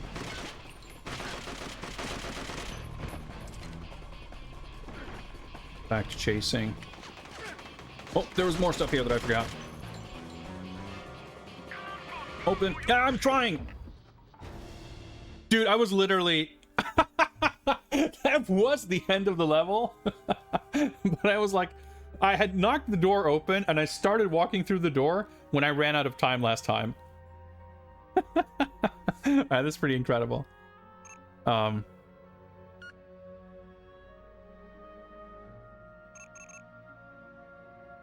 it's PS2 exclusive in the sense that this game, this version is only on PS2, but there was a Quantum of Solace game on PS2, PS3, 360, Wii, DS, and mobile phones. So it's just that it makes sense that Treyarch's tech would scale for them to be making stuff kind of cross-platform between Wii and 360.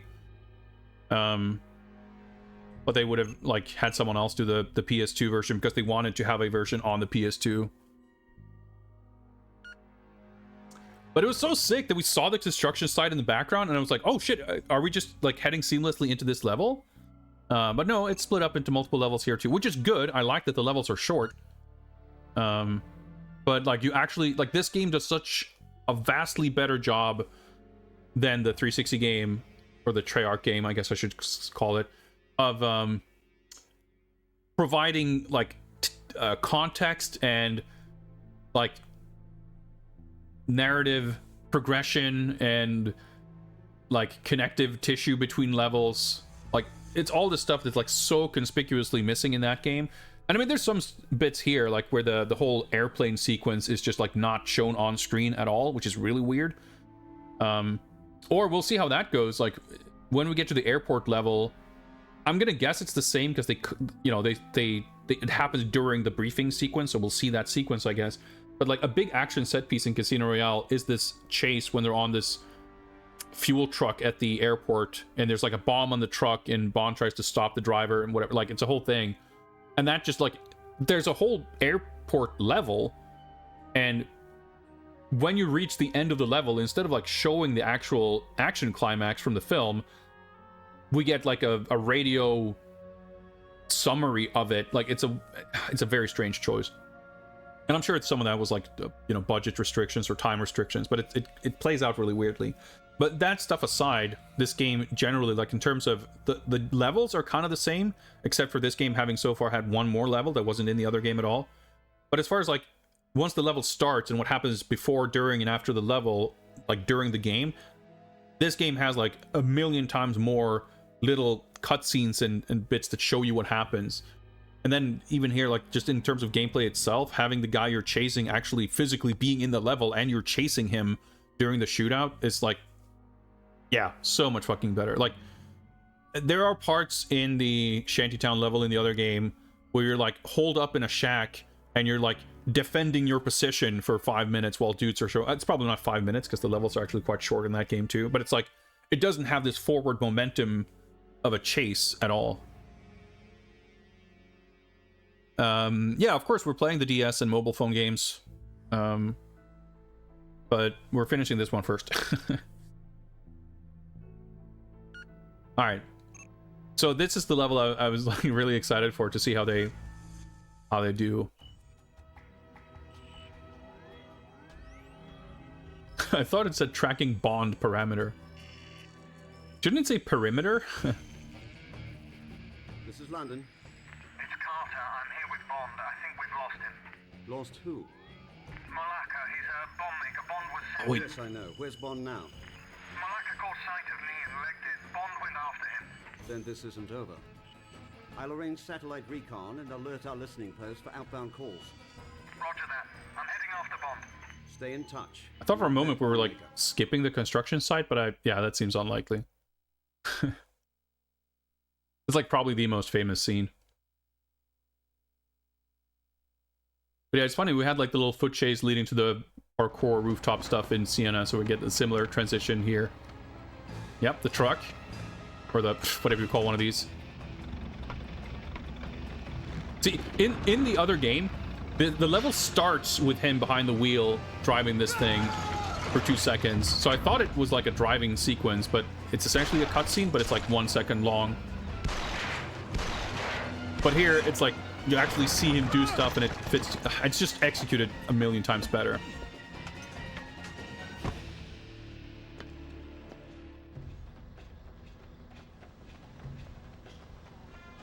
Alright, do I, Wait, what's the... Oh, friendly little... I just saw the little heal marker thing.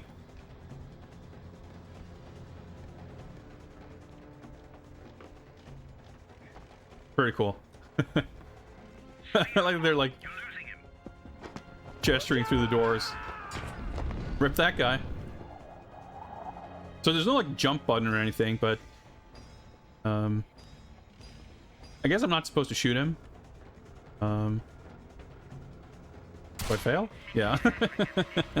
I just wanted to see, alright? So there's some like context sensitive prompts for climbing stuff. And that's the part that I was surprised at how well it worked in the other game, which, I mean, it's more standard like Call of Duty first-person shooter. So that game actually does have a jump button, unlike this game.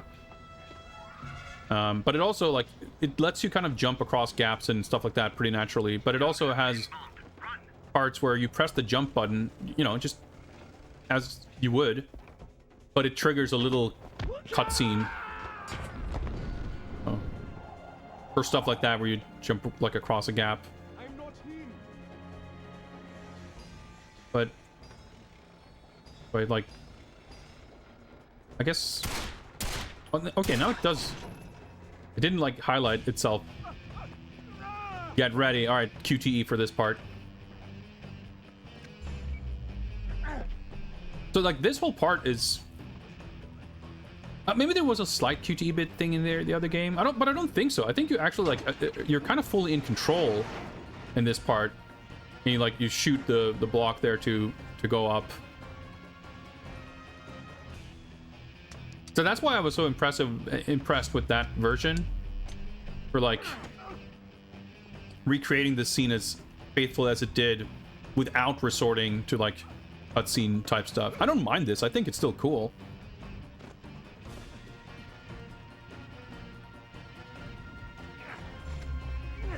But I think having a jump button, like you actually get to make some of these jumps yourself in the other game.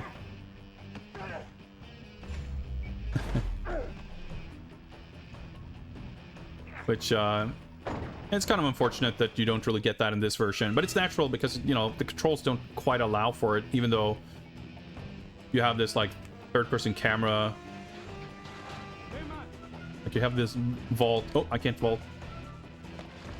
See, it could do more of this stuff, where it's like, I don't press a button, I'm just running into position, and it cuts into, like, oh, I see, I just crouch under it. I thought I would dramatically slide.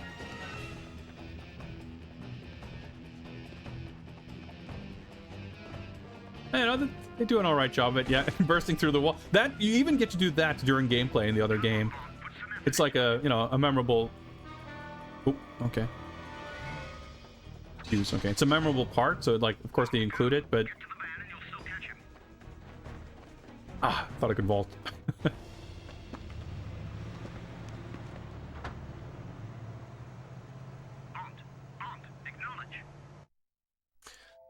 That was kind of cool, but like,